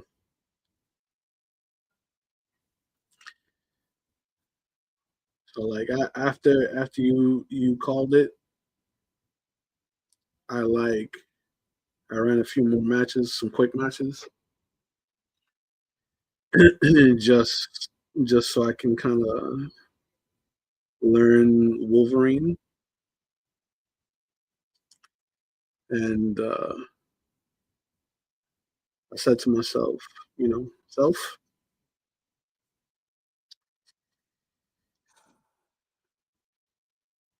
to get the Iron Man Endgame skin. Yeah, that's a nice skin.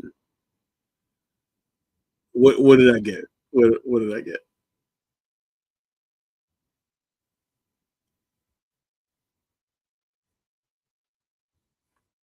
Yep, I had to do it. I had to do it. I had to do it. Had to do it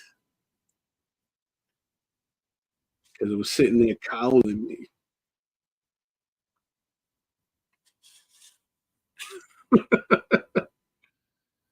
Exactly. It was sitting there cowling me. And shoot, I almost bought the battle pass. I ain't gonna lie to you, because the all the steampunk themed the steampunk skins that are in the battle pass right now, like all of them are fire.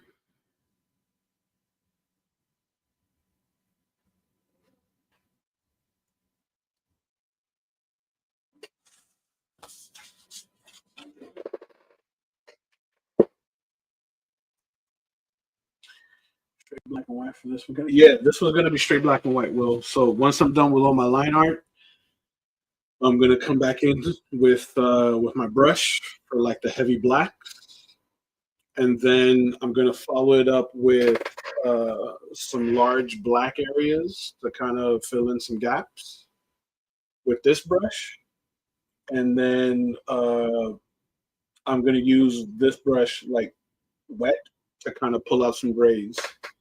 Right, so it'll be straightforward, something that I can knock out in one stream. And this is like mixed media. You know what I'm saying? It's not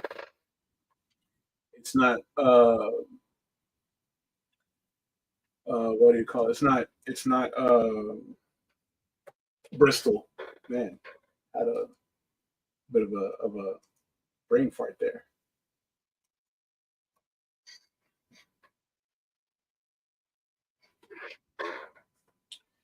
Yeah, this one's gonna be straight black and white as per the client's request. Because for the same client, I did a Moon Knight that I posted to my IG. The Colossus that I did last week was for him as well. So this Magneto will go to him. And I got one more that he commissioned from me, but that one's going to be a lot bigger. And I'm probably going to save that one for next week. Right, so I could do that live with you guys, but because it's bigger, I'm not gonna do pencils live with you guys. I'll just go straight into the inks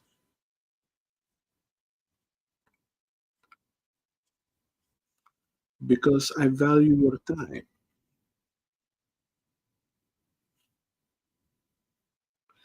Even though I appreciate you guys hanging out with me, you know what I'm saying? Monday night, you know what I'm saying? Vibing with your boy.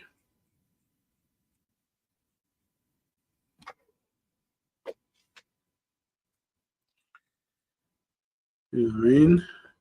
That the other piece is a Batman, so that's gonna be fun.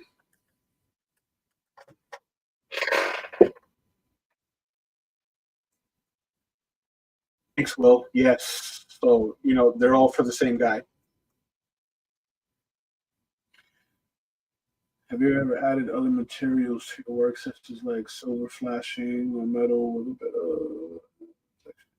I haven't. I haven't because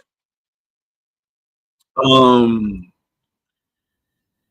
I didn't like I don't know where to get it from. I got to do a little bit of research because I don't know if that's like available by me. So I got to see if like my local hobby shop has it because I'd love to like do some gold leaf, or incorporate some of that at some point, in some of the work that I do, like especially the bigger pieces.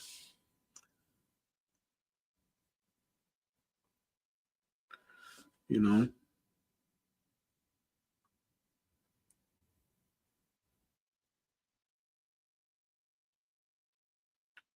let's get some of these small details in. Bam. There we go.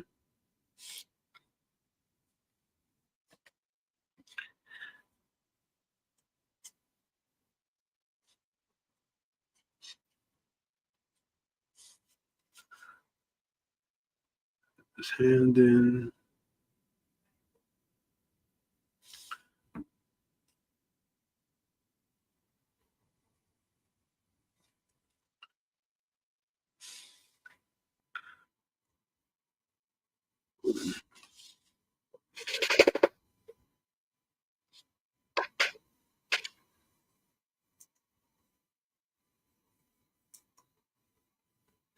You better have your hands before you start that big piece. Oh yeah. Yeah, yeah, yeah, yeah, yeah. Like I might have it live, during while I'm vlogging, know, because that's gonna be a big boy.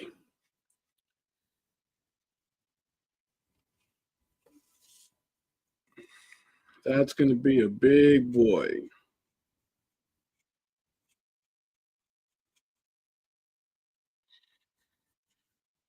'Cause every so often, as an artist, you have to test yourself, right? You got to do something outside of your comfort zone. You know, you got to test your metal at something creatively. So for me, it's gonna be that. It's gonna be that painting that will be in the scope of like fine art, right? Which is not typical for me, simply because not that I can't do it, but it's not something that I get many opportunities to do. So it was requested by a family friend.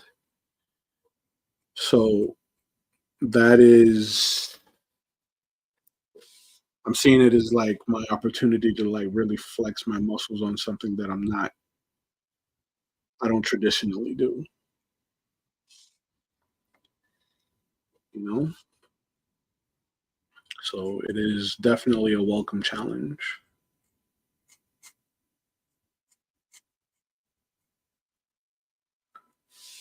It's going to be black. I get done.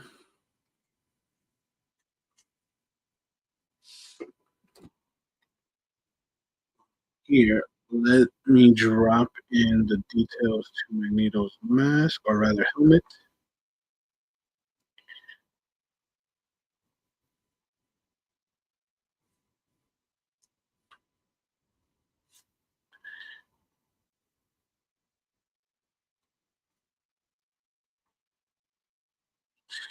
Once again, I appreciate you guys hanging out with me this Monday night. Tune in every Monday, 7 p.m. Eastern, for the Lead Poison live stream. And after I have my people call Will's people, we're gonna resume back to the drawing board,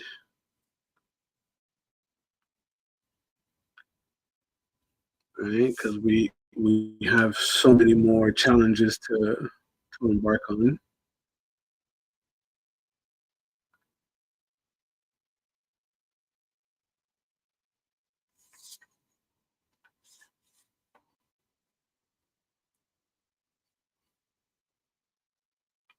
Give Magneto a little bit of a sneer here.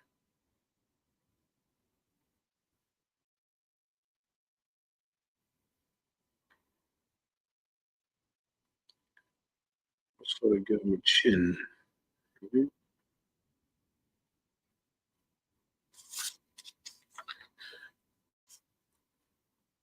Let's detail this hand. Flip it this way. Middle finger is a bit more pronounced. Put that in there like so. It's going to be the pinky.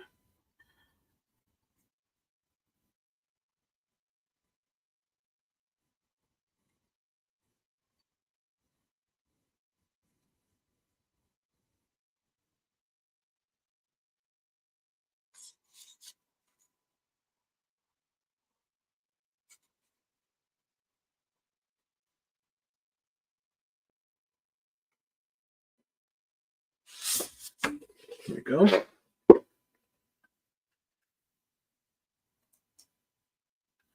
Nothing begins until there's a sandwich involved. Nothing. Exactly. Nothing. I had one before the stream started. I had one tonight before my stream started. Like, let me get some sustenance up in me before I get the stream going to sustain me.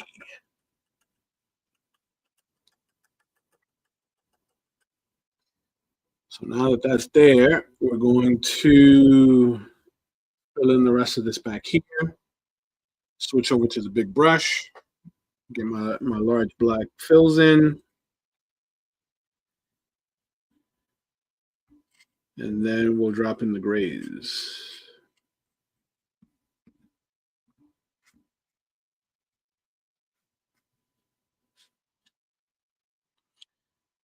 For this little structure here with the concrete and the barb, that's going to be pretty quick.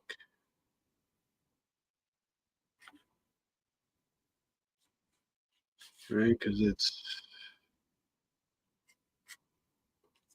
just providing enough information,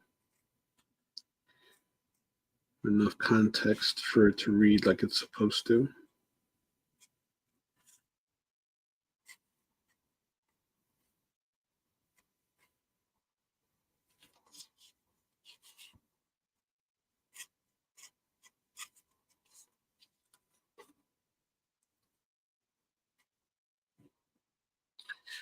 That in this part,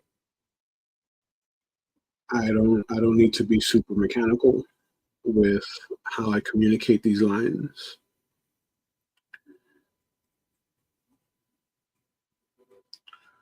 Like here, I can afford to be a bit loose.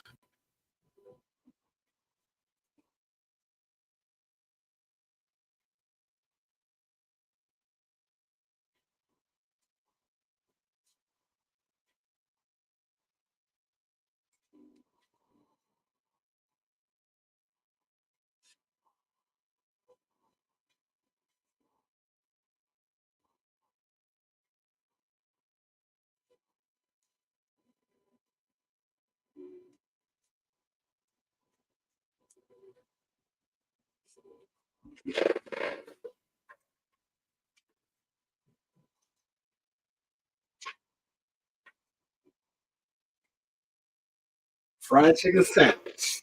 Nice. That actually sounds fantastic.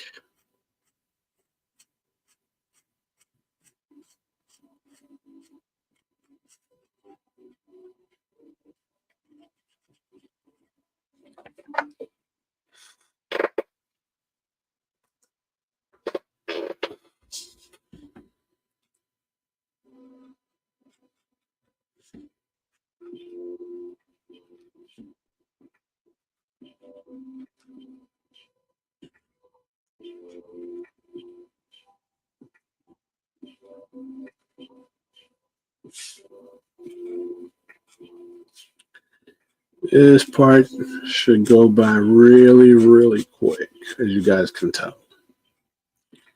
Because this right here doesn't need to be super tight. Lines don't need to be really mechanical here, right? Just dropping in Some cracks. A little bit of gravel falling off of that.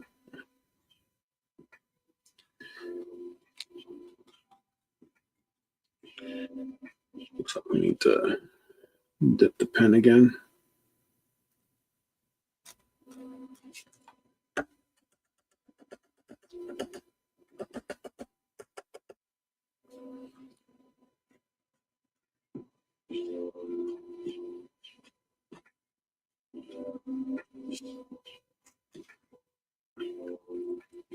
Yeah.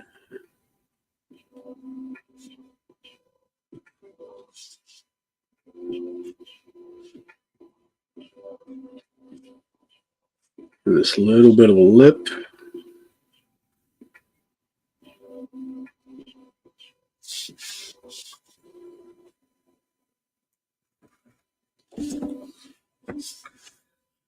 And this would probably be the only part that's mechanical, right? Getting these like floor tiles straight.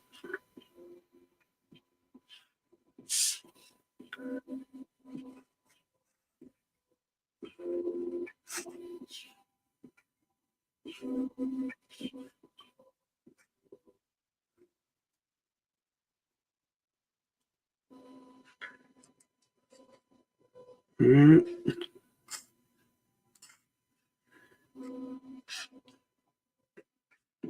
I don't want to get caught up too much in my noodling.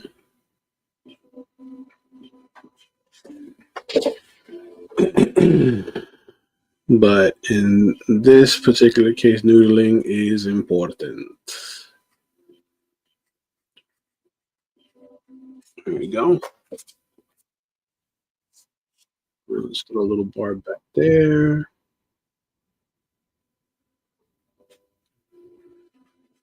Bit here.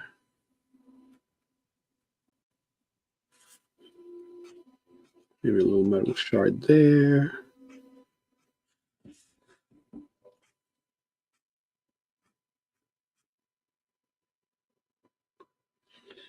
Let's make this feel a little bit more jagged. And a piece of the tile ripped off.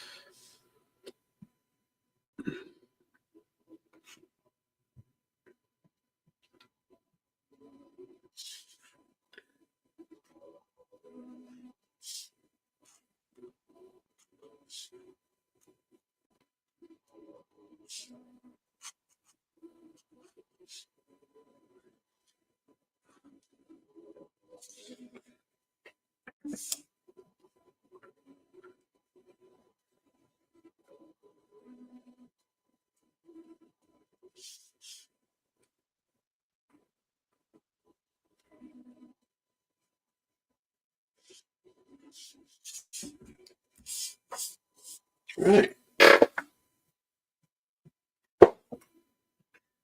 Barbecue sauce and pepper jack. Ooh, was good. It sounds like it was pretty fire. The seductive trap of noodling. Yeah, she is a temptress.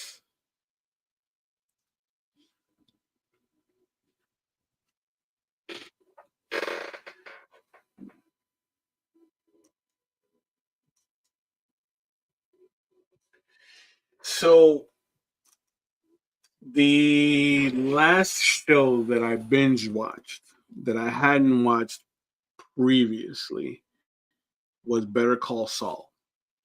I just finished Better Call Saul. And man, hot take, Better Call Saul might be better than Breaking Bad. Like, I felt like Better Call Saul, like, yeah, even though, okay, so both shows start off with a bit of a slow burn, right? I kind of expected that. But I guess for me, it was more entertaining to see uh, the Saul Goodman character do his thing right? Like he was like his because the character of Saul Goodman is still more of a showman, especially when he would do like the legal, like the courtroom drama aspect and finding the legal loopholes to get a lot of his clients off. You know, I found that more entertaining and more engaging than like the slow burn of Walter White transitioning to Heisenberg. Like and it's no knock on them. Like I like both shows are great, but I was more interested early on in Better Call Saul.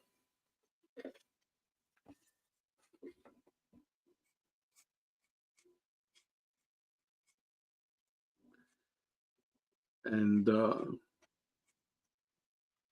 I did also enjoy how they would like bounce in between the modern day and his rise into becoming Saul Goodman.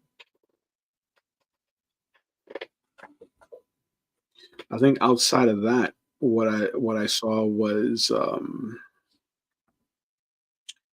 Carry on Netflix. That thriller that they just announced over the holidays. It was actually really really good. It kind of gave me Die Hard vibes, without the 80s 90s like uh over embellished action. It was kind of like that one phone booth, that movie with the phone booth, and it was good. It was really really good.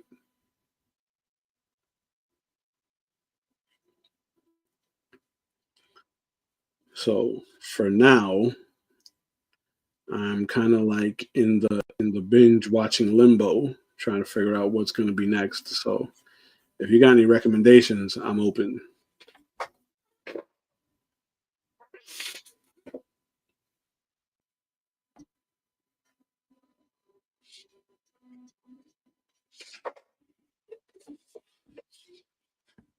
Let's get some of this debris.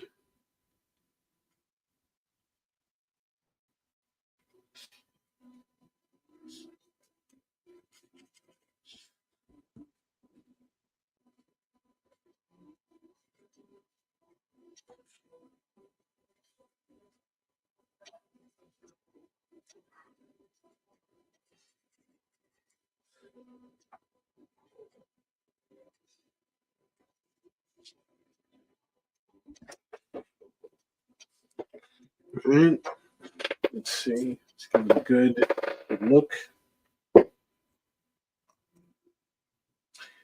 Disagree. Like both, but Breaking Bad is better. Better interaction between characters. I agree Saul was a better development of his character, but the only good interactions in that series was between the girlfriend and his brother.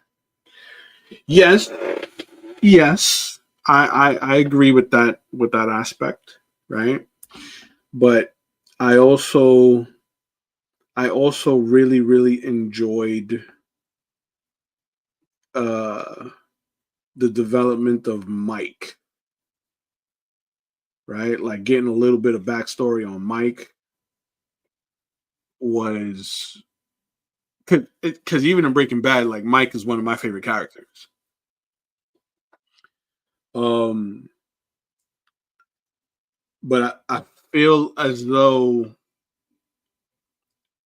in the very, very beginning, you know, the burn wasn't as slow in Better Call Saul versus Breaking Bad, because I feel like Breaking Bad really doesn't kick off until like fourth or fifth episode, in my opinion, right? Like if it doesn't if it like I even when I've recommended the show to others, I always tell them kind of, stick with it. Trust me, it gets better, right? It really doesn't kick off until like maybe the fourth or fifth episode. Saul didn't you don't have to you didn't have to wait that long for it to like really kick off, and then but I think to its credit, Breaking Bad, because Breaking Bad was so iconic in its own right, um, you looked forward to the Easter eggs in Better Call Saul. You know what I mean? So it's like the excitement of the like getting all that character development and the backstory to like the characters from Breaking Bad. Like I feel like that's what added to the hype.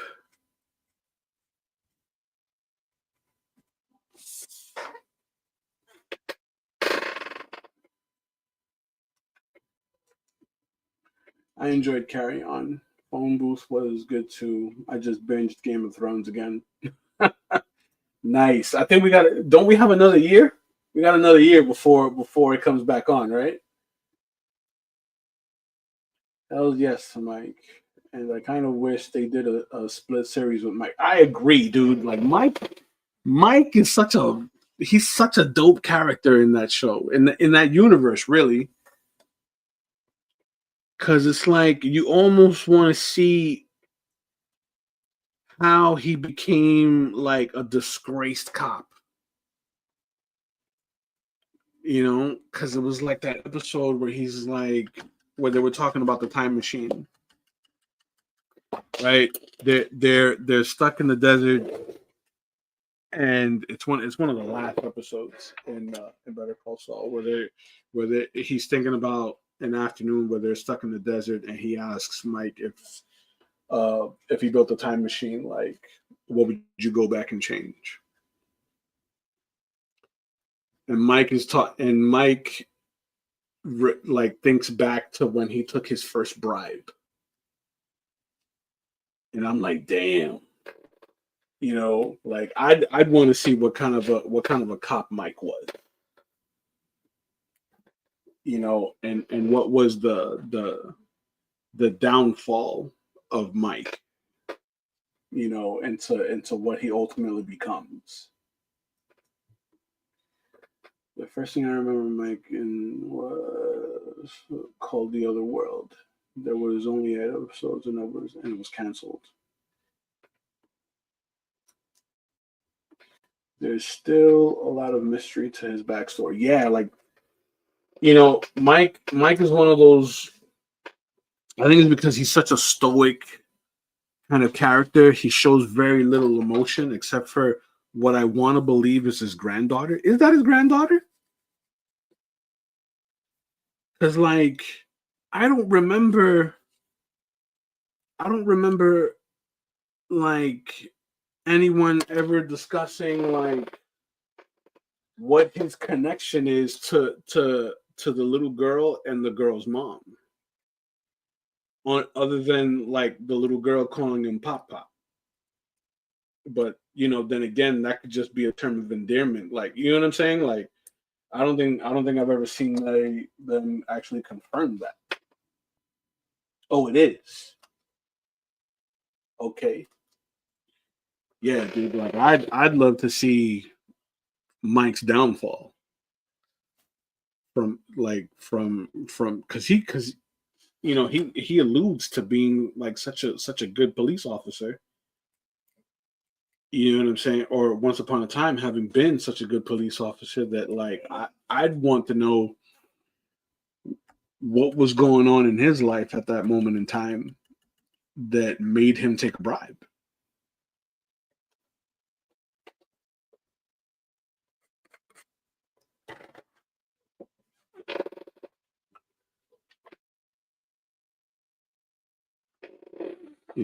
Like I'd be interested to see that.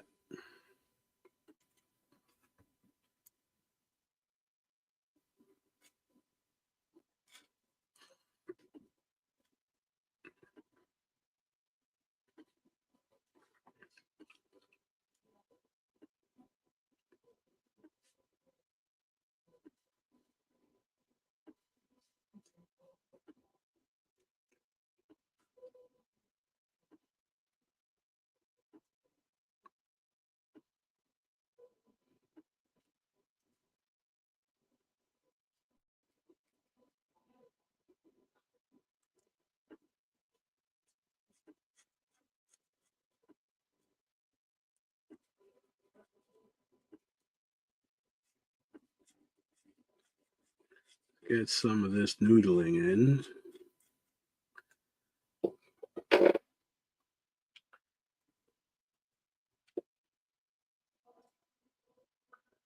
You binge the original Game of Thrones. Ah, man, that's dedication, boy. Because well, I'd have stopped after like six. I'd have stopped after like season six.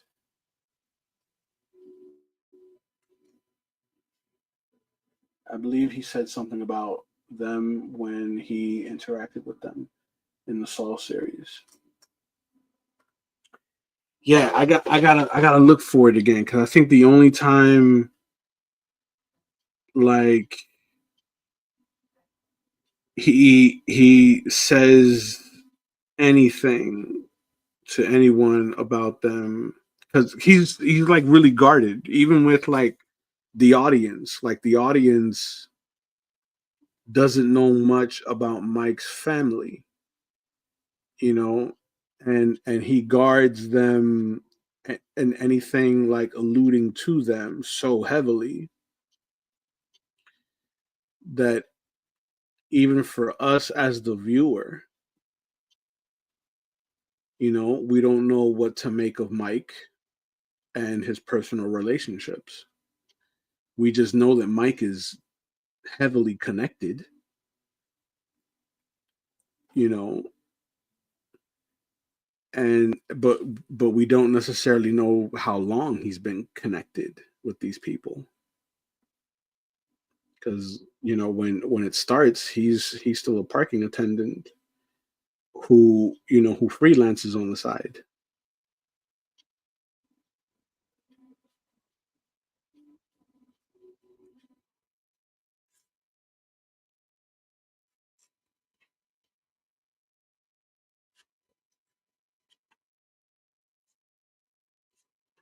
Let's see, we got this little mechanical piece in here. We're almost done with with this part.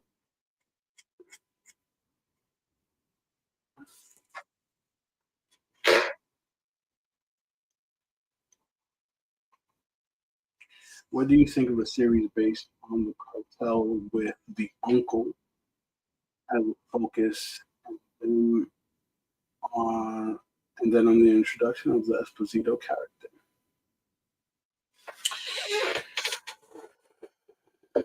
Okay, so I think I think that could work because even with Gus Fring, right, like his character, like they don't get into a lot of his backstory. He's like already a big dog when he's introduced in both shows. So I think I think a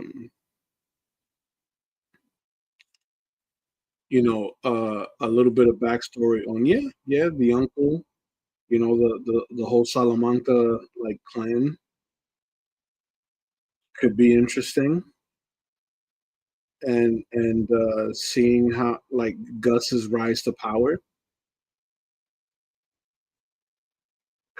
because I because he looks like a well off guy and I know that it's part of like the chicken money, but like how did he get into the drug game, or did the drug game fund the chicken business? Like that's I'd like to see that.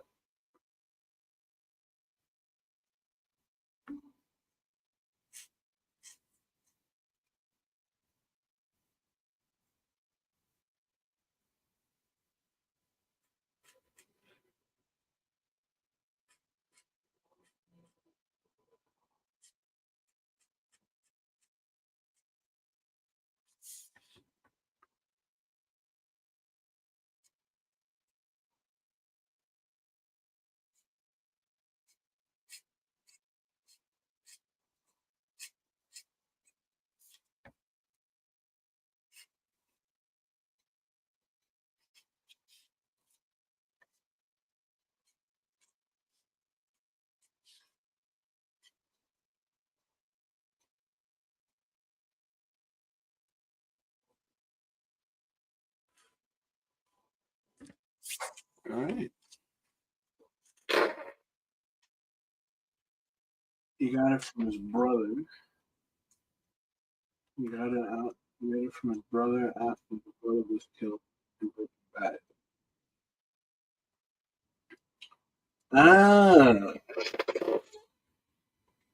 see now I'm gonna have to watch Breaking Bad again because it had been a while since I like finished Breaking Bad. I gotta watch Breaking Bad again to get refreshed on it.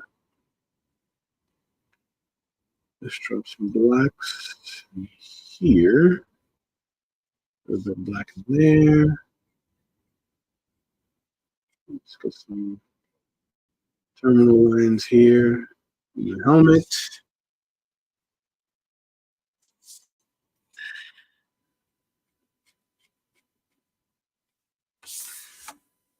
Right.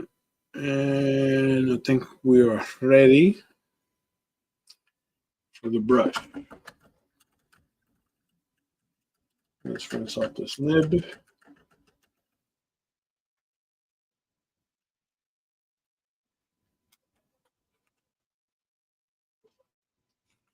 And what I'm going to do first is a lot of the controlled application of the ink.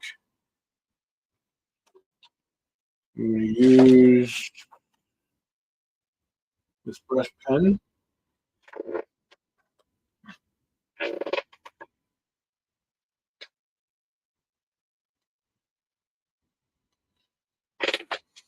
So that we can get some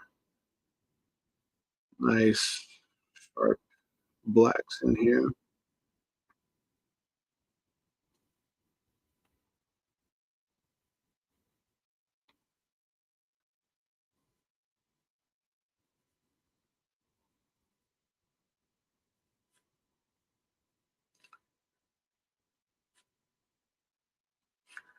Right.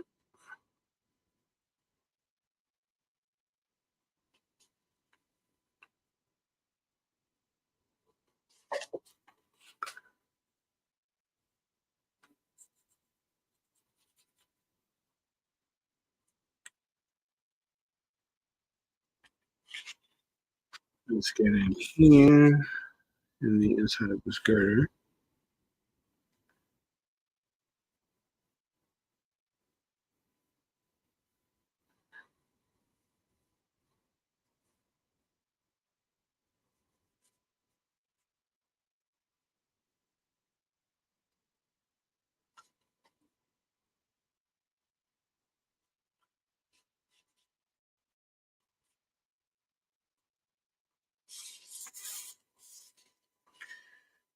Right. Now is when we see a lot of that shape language start to pop out and start pushing things back. We start to see a lot of forms pull forward.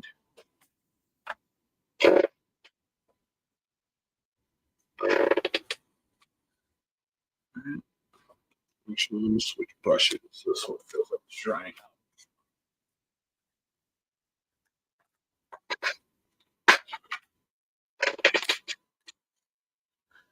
All right, feel a little better here.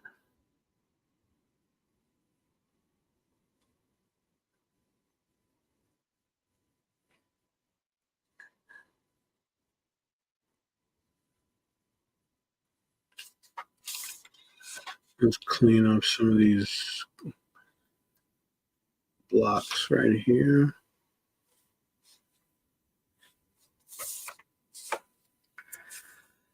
All right.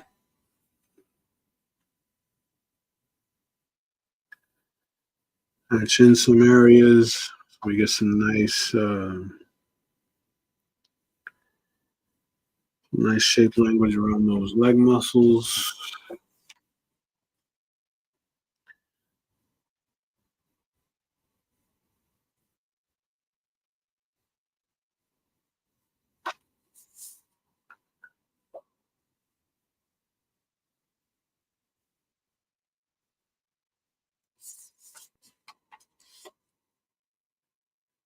All right.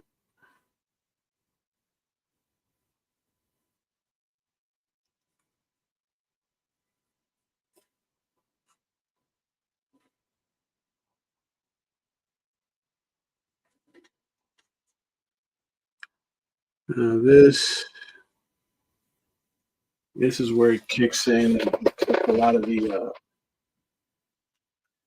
drama into the drawing. All right, right now I'm binging everything MCU in chronological order. This includes all movies, TV series, the shorts they did, no cartoon movies or series because none really fall in line with the live action stuff. I'm on first season of Punisher, one of my favorite series to binge. Background noise is House with some different sci-fis and old sitcoms like Married with Children. Married with Children was such a banger. You know, a lot of that stuff wouldn't fly today though, but it was definitely a banger. I Married with Children was definitely in my like Sunday night lineup of sitcoms to watch.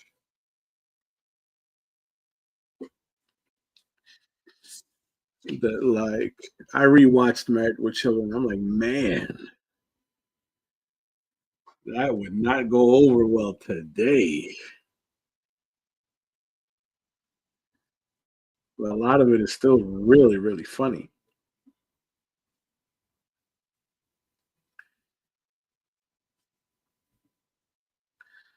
And for me, background noise, it's got to be The Office.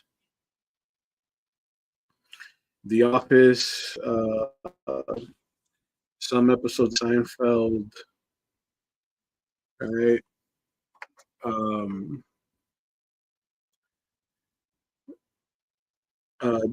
just stuff in general that like I don't necessarily have to pay attention to, but like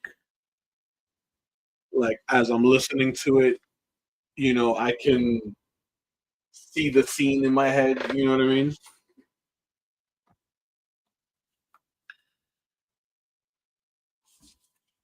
Let's get some wrinkles in here.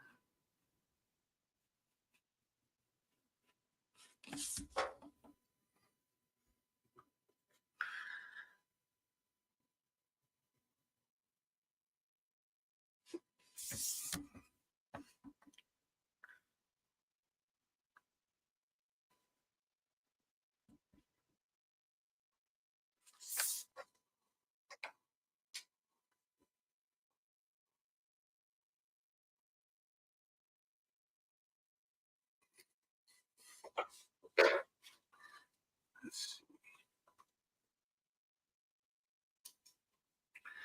found the Drew Carey show. So also watch that too. Never got into Drew Carey. Felt like he looked too much like a cartoon character to me. So it was just like I don't know. I just couldn't get into him. Nash Bridges. Wow, Nash Bridges. My favorite line: "It's not the dress that makes you look fat; it's the fat that makes you look fat."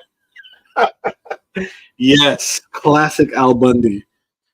You know, a lot of those skits from from the shoe store were like classic.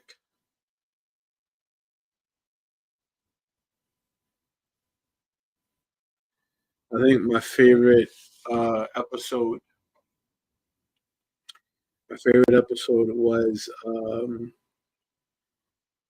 the episode where he has the nightmare with Buck, and it's a guy. It's like Buck wearing like boxer shorts and a robe, standing upright, having a conversation with Al about getting neutered. That was my favorite episode. Oh, it's totally watch worthy. Yes, absolutely. Office of Parks and Rec.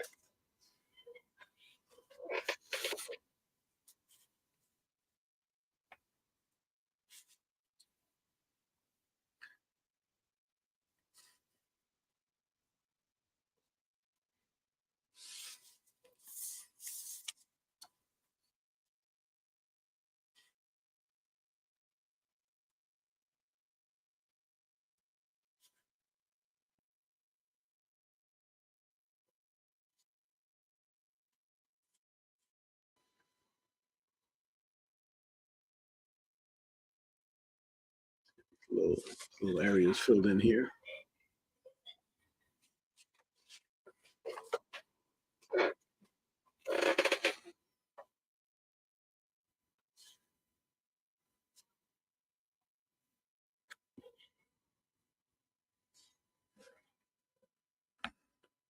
Put some shadows into the hand here.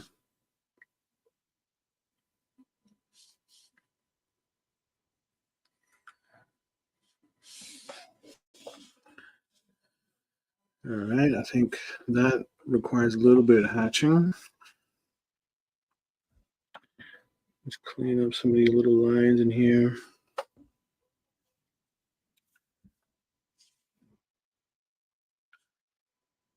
Fill this in.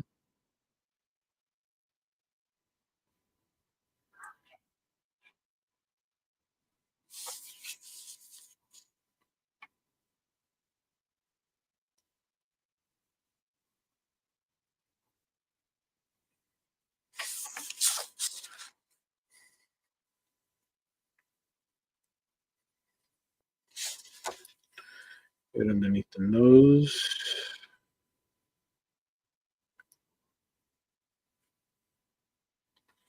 Fill in the eye.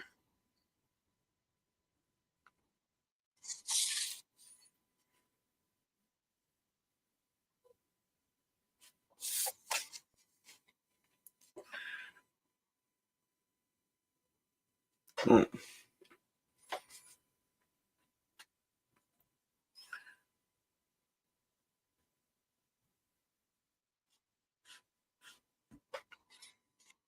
all right. Let's see what this is supposed to be missing. I'm gonna fill in the blocks down here.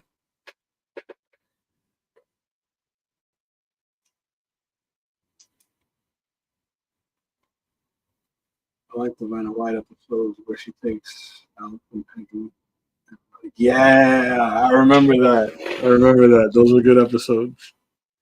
Those were good episodes. And the episodes where Meg's family comes to visit and like one of her family members is King Kong Bundy.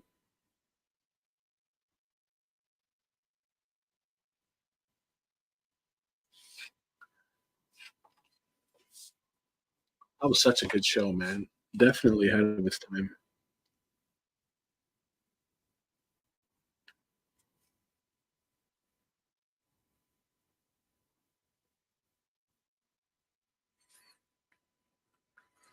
That show for me when I was growing up in New York came on every Sunday night, prime time, and it was in a block with In Living Color. What was it? It was Martin and Living Color, another sitcom, and then like the last thing that they would show is Married with Children right before the news came on.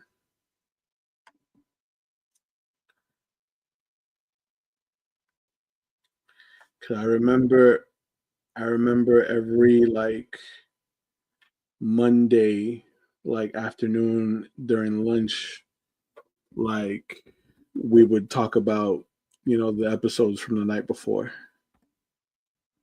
like all the funny moments.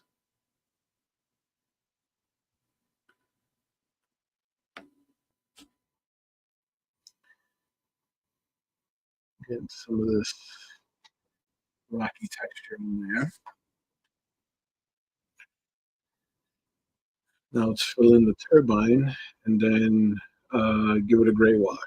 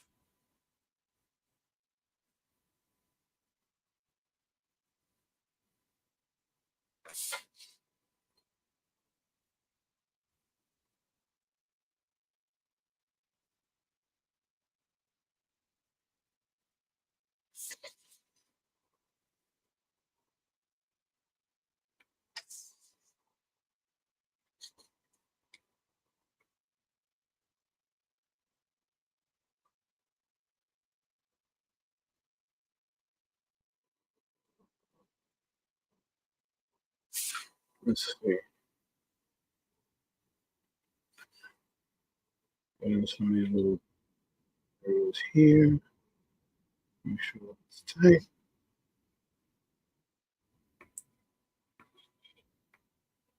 Little gaps.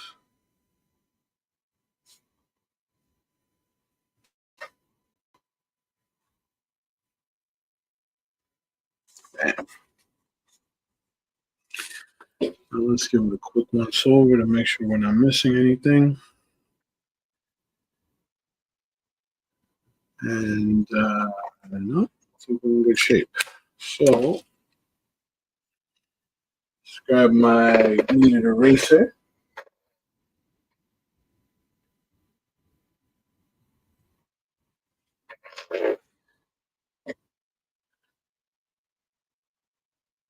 Pull up all of the loose graphite.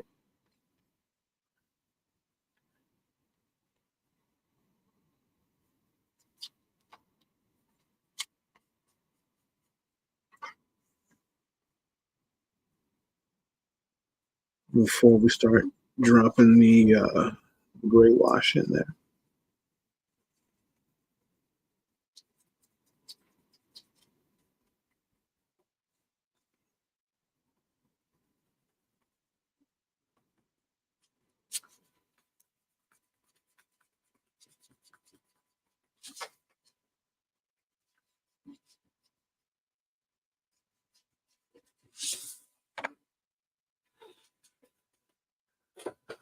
Now we're in the home stretch, guys.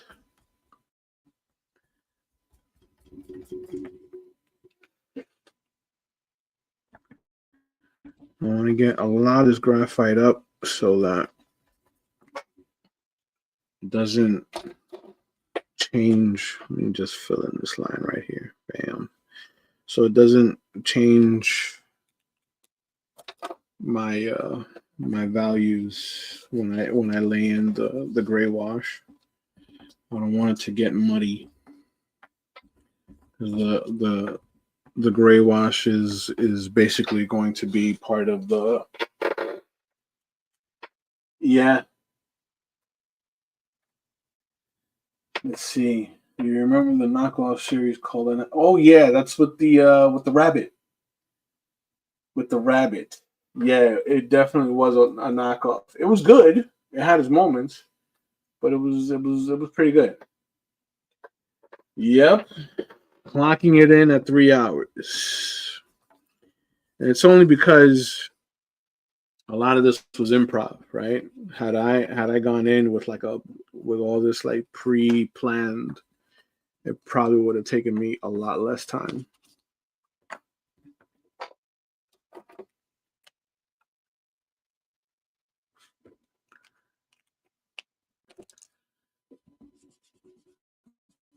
This, this little part, it's a little tedious, but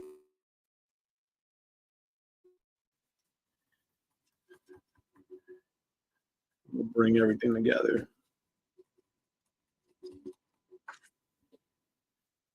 I'm excited to do the Batman one. The Batman piece is going to be for the same client.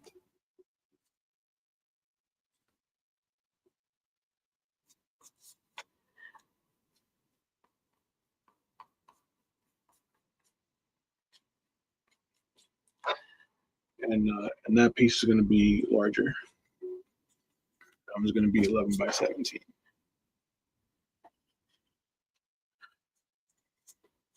So now let's get this top.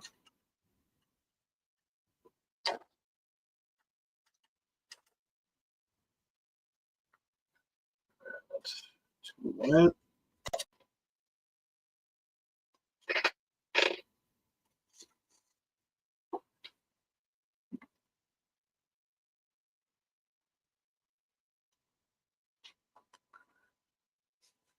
So as I'm doing this, I don't want the brush to be saturated. Like it just has to be damp, and you're using uh, the areas that are still relatively wet with ink to pull your values from. All right, so right in here, very simple wash.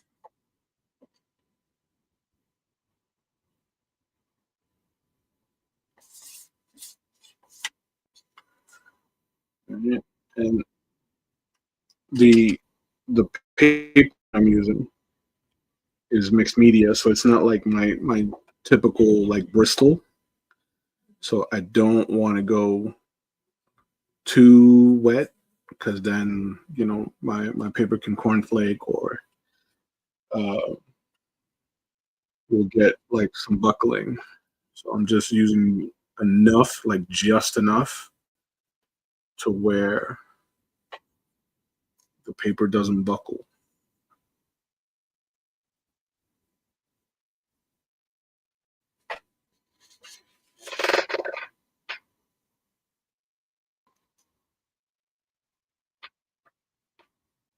This thing he actually said on topic tonight.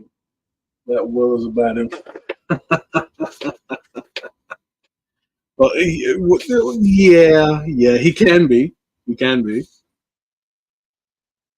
He can be. You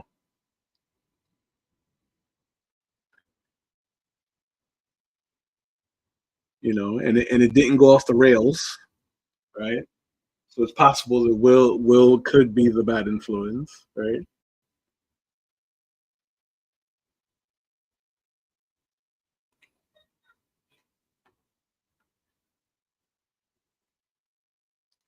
Let's get a little more of this water,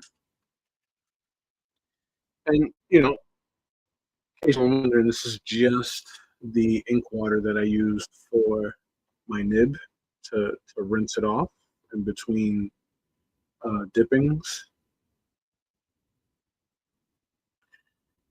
So I'm using what was left in the ink water to create my gray values.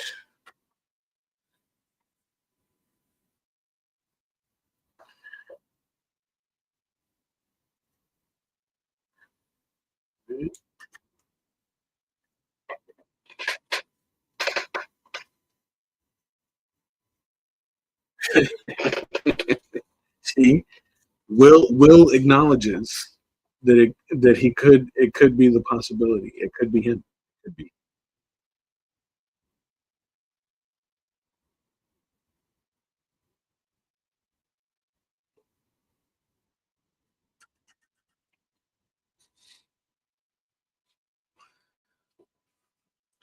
So before applying the brush to the work,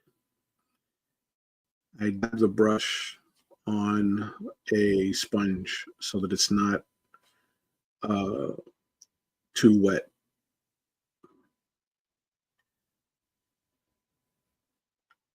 Right. Want to make sure that the brush is damp, not wet.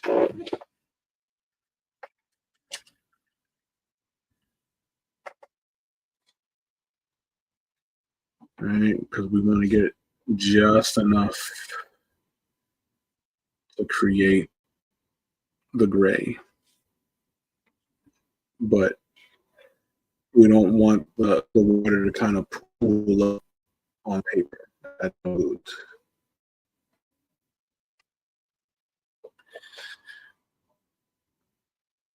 So in areas where I want to go a little darker, we'll just create little circles, right? Because it'll cause the surrounding ink to bleed a little bit, just a little bit, enough to create darker values.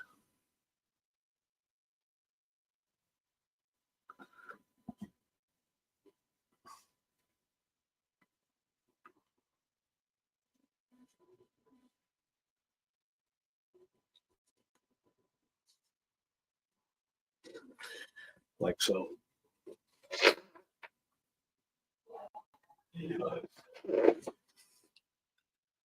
So now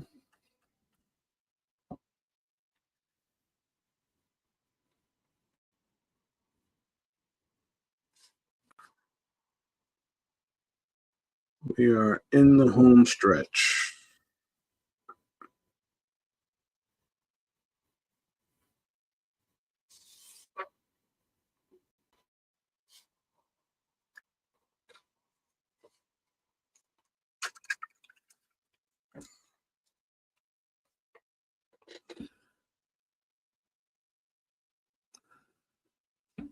Now, just like with the watercolor, I am layering a bit of the gray, right? So that some areas appear grayer than others,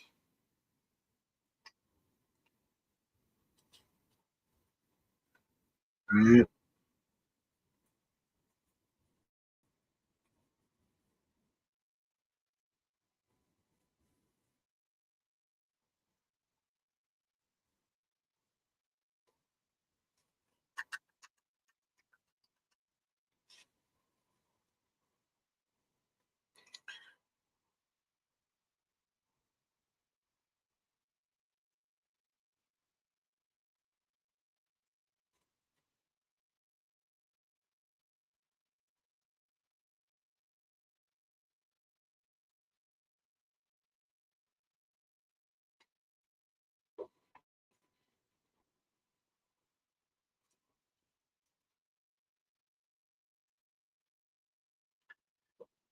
Let's put some grays in here to create some shape language, some bends in the middle.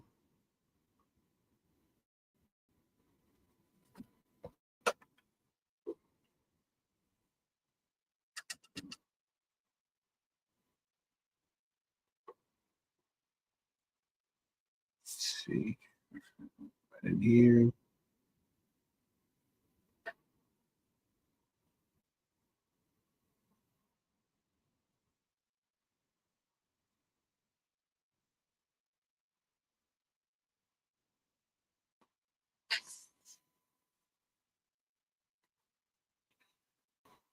Go underneath the turbine here.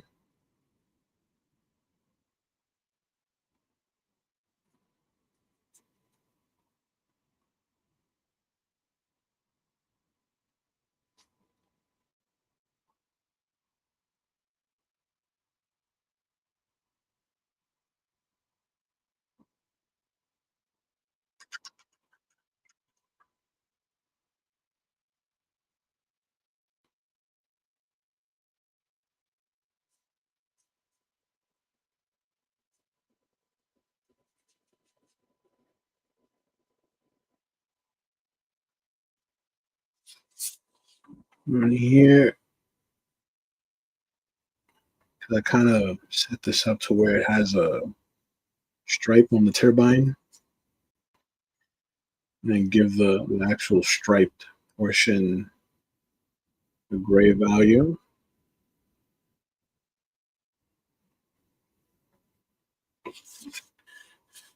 Right.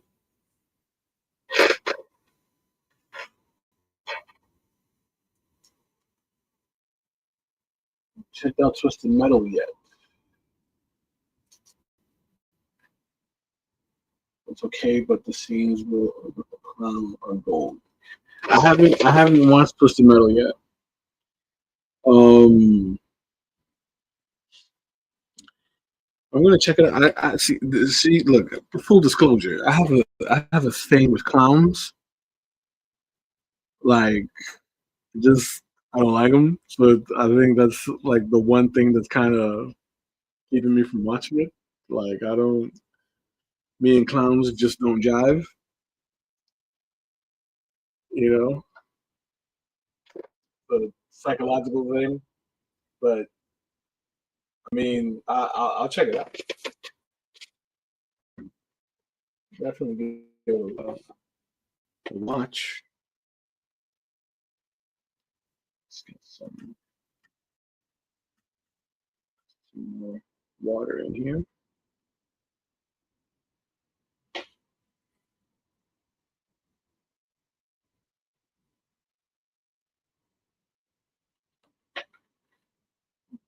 This one.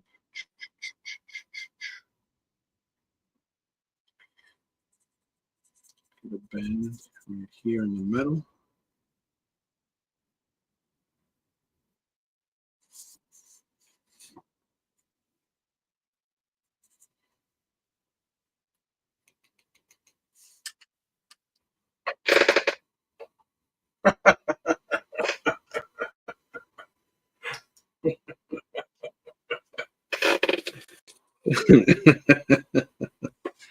Oh man.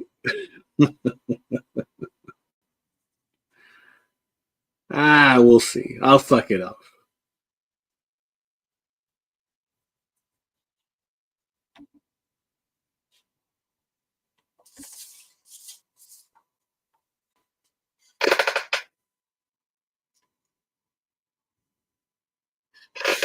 Yeah, yeah.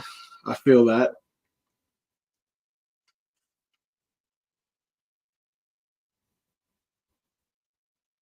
I feel that. I think in part is due to the use of clowns in pop culture now. You know, like clowns were even back then were still kind of,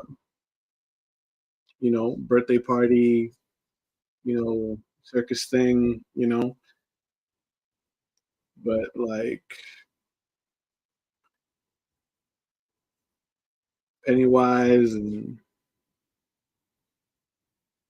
even like I mean it's not necessarily like super scary, right? Because like I watched it as a kid and then I watched it again as an adult, and it was entertaining. Like the Killer Clowns from Outer Space.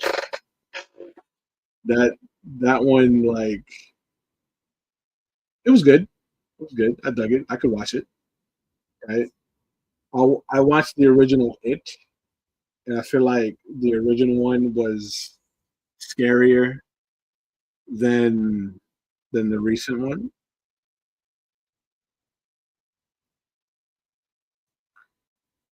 I guess it's because of the practical effects. Right? I'm you know partial to practical effects than overly produced CGI.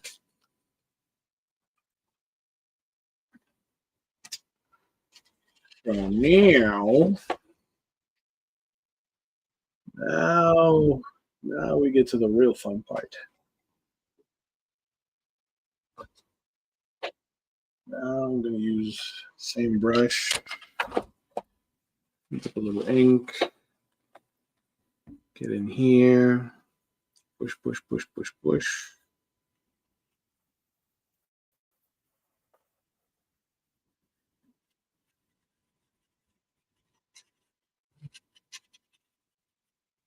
Create some clouds of black.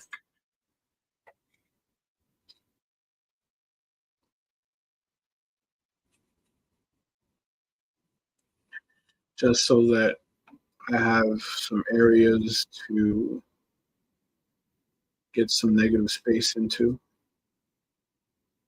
or pull some whites out of.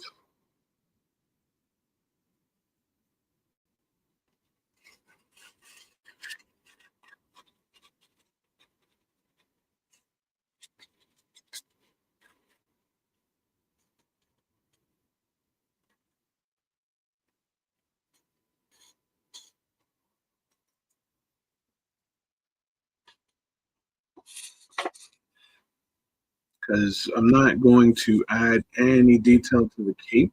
I'm going to keep the cape like blank, basically.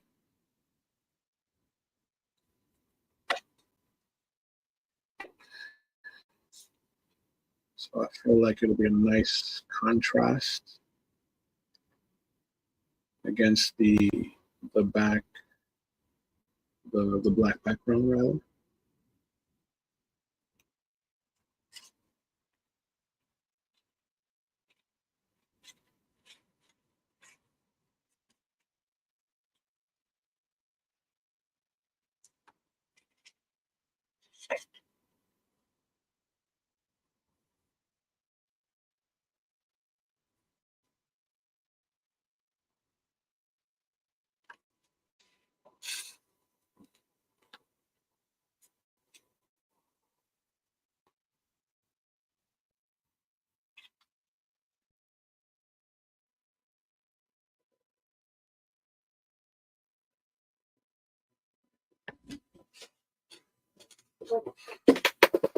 Let's see.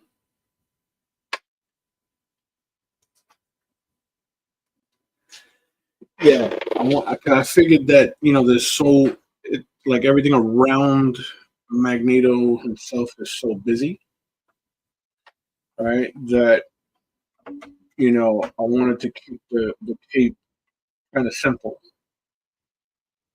so like your eye is drawn to there, and then like you notice Magneto, and then you notice everything else.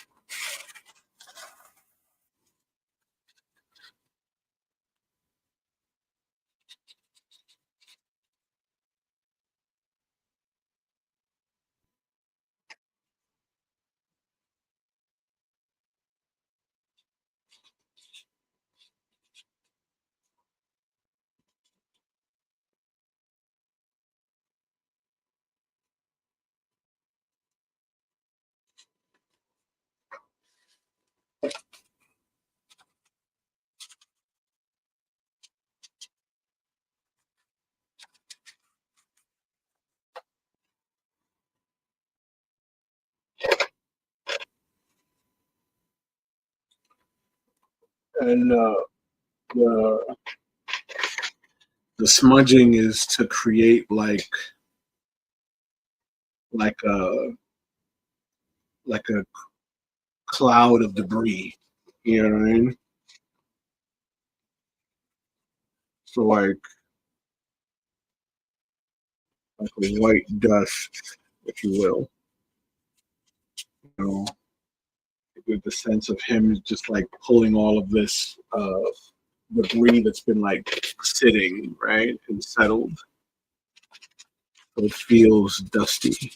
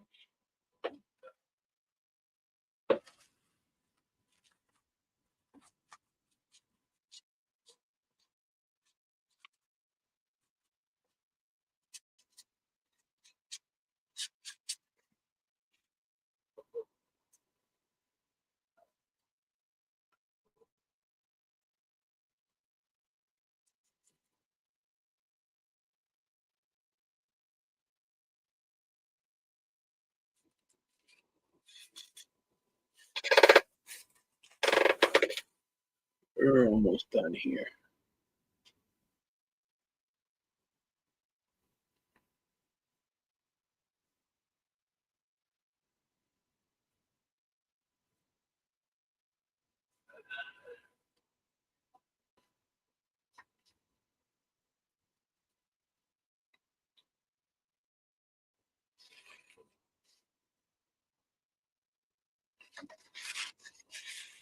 Okay.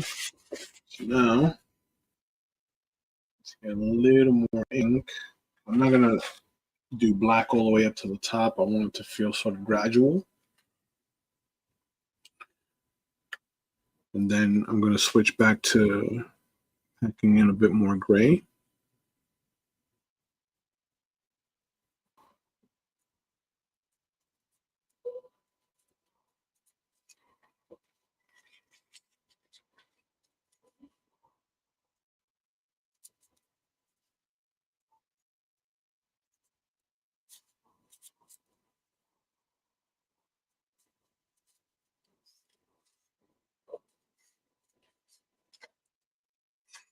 So as I move upward, the um, the blacks will be less intense. They're gonna soften and gonna get a little dustier. Right, so get a nice sort of like flow looping around upward.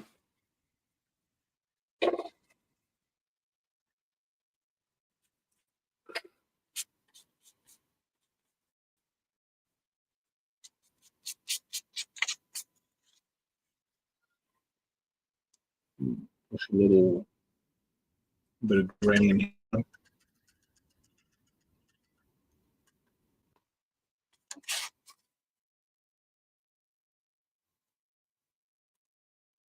Some gray there.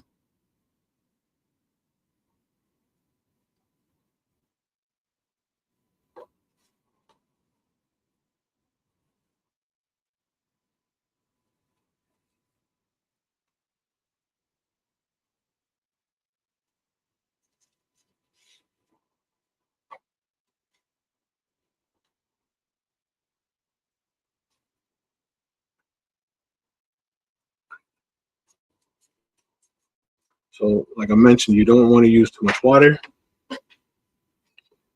The brush gets damp, but not wet.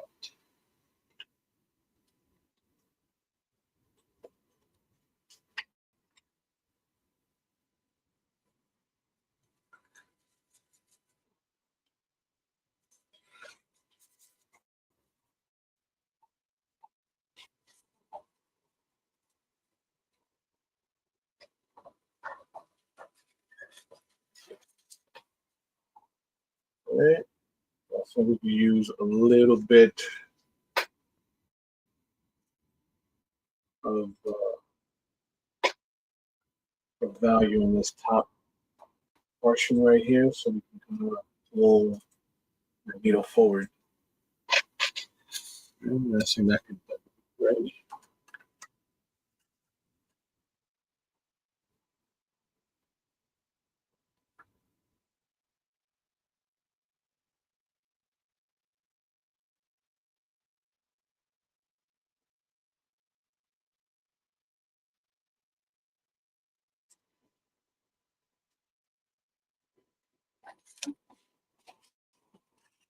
All right. That's a good way of drawing the eye where we want it to go.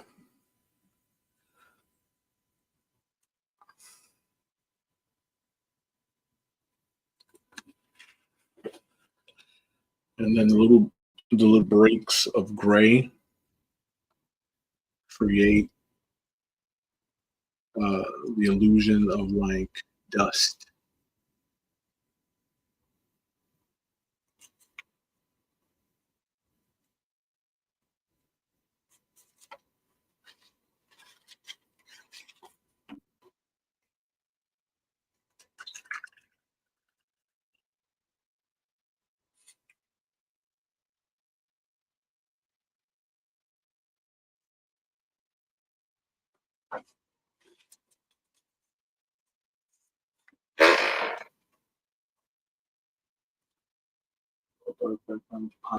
Yeah, that was the intention. You know what I mean? So it's like being very minimal, relatively minimal in the way I composed Magneto, right? So not like overdoing it with the muscle tone, right? Just giving him like some necessary shadows, and then telling the rest of the story with the grays, right?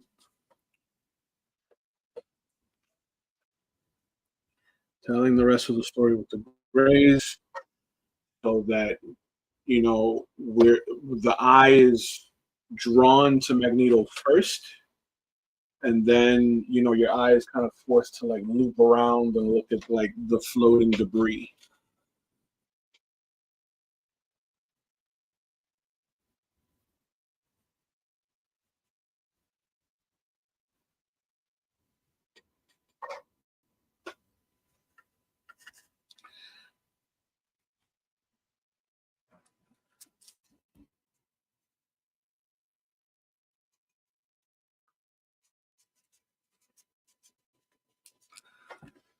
Let's see here. Yeah, see.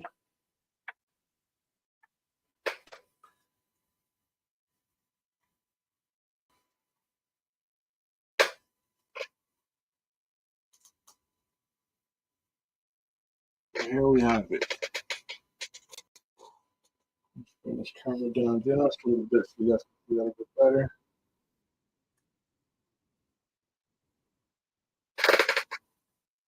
And here it is.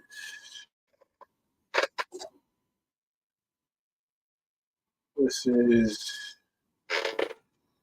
tonight's illustration on the That was no stream.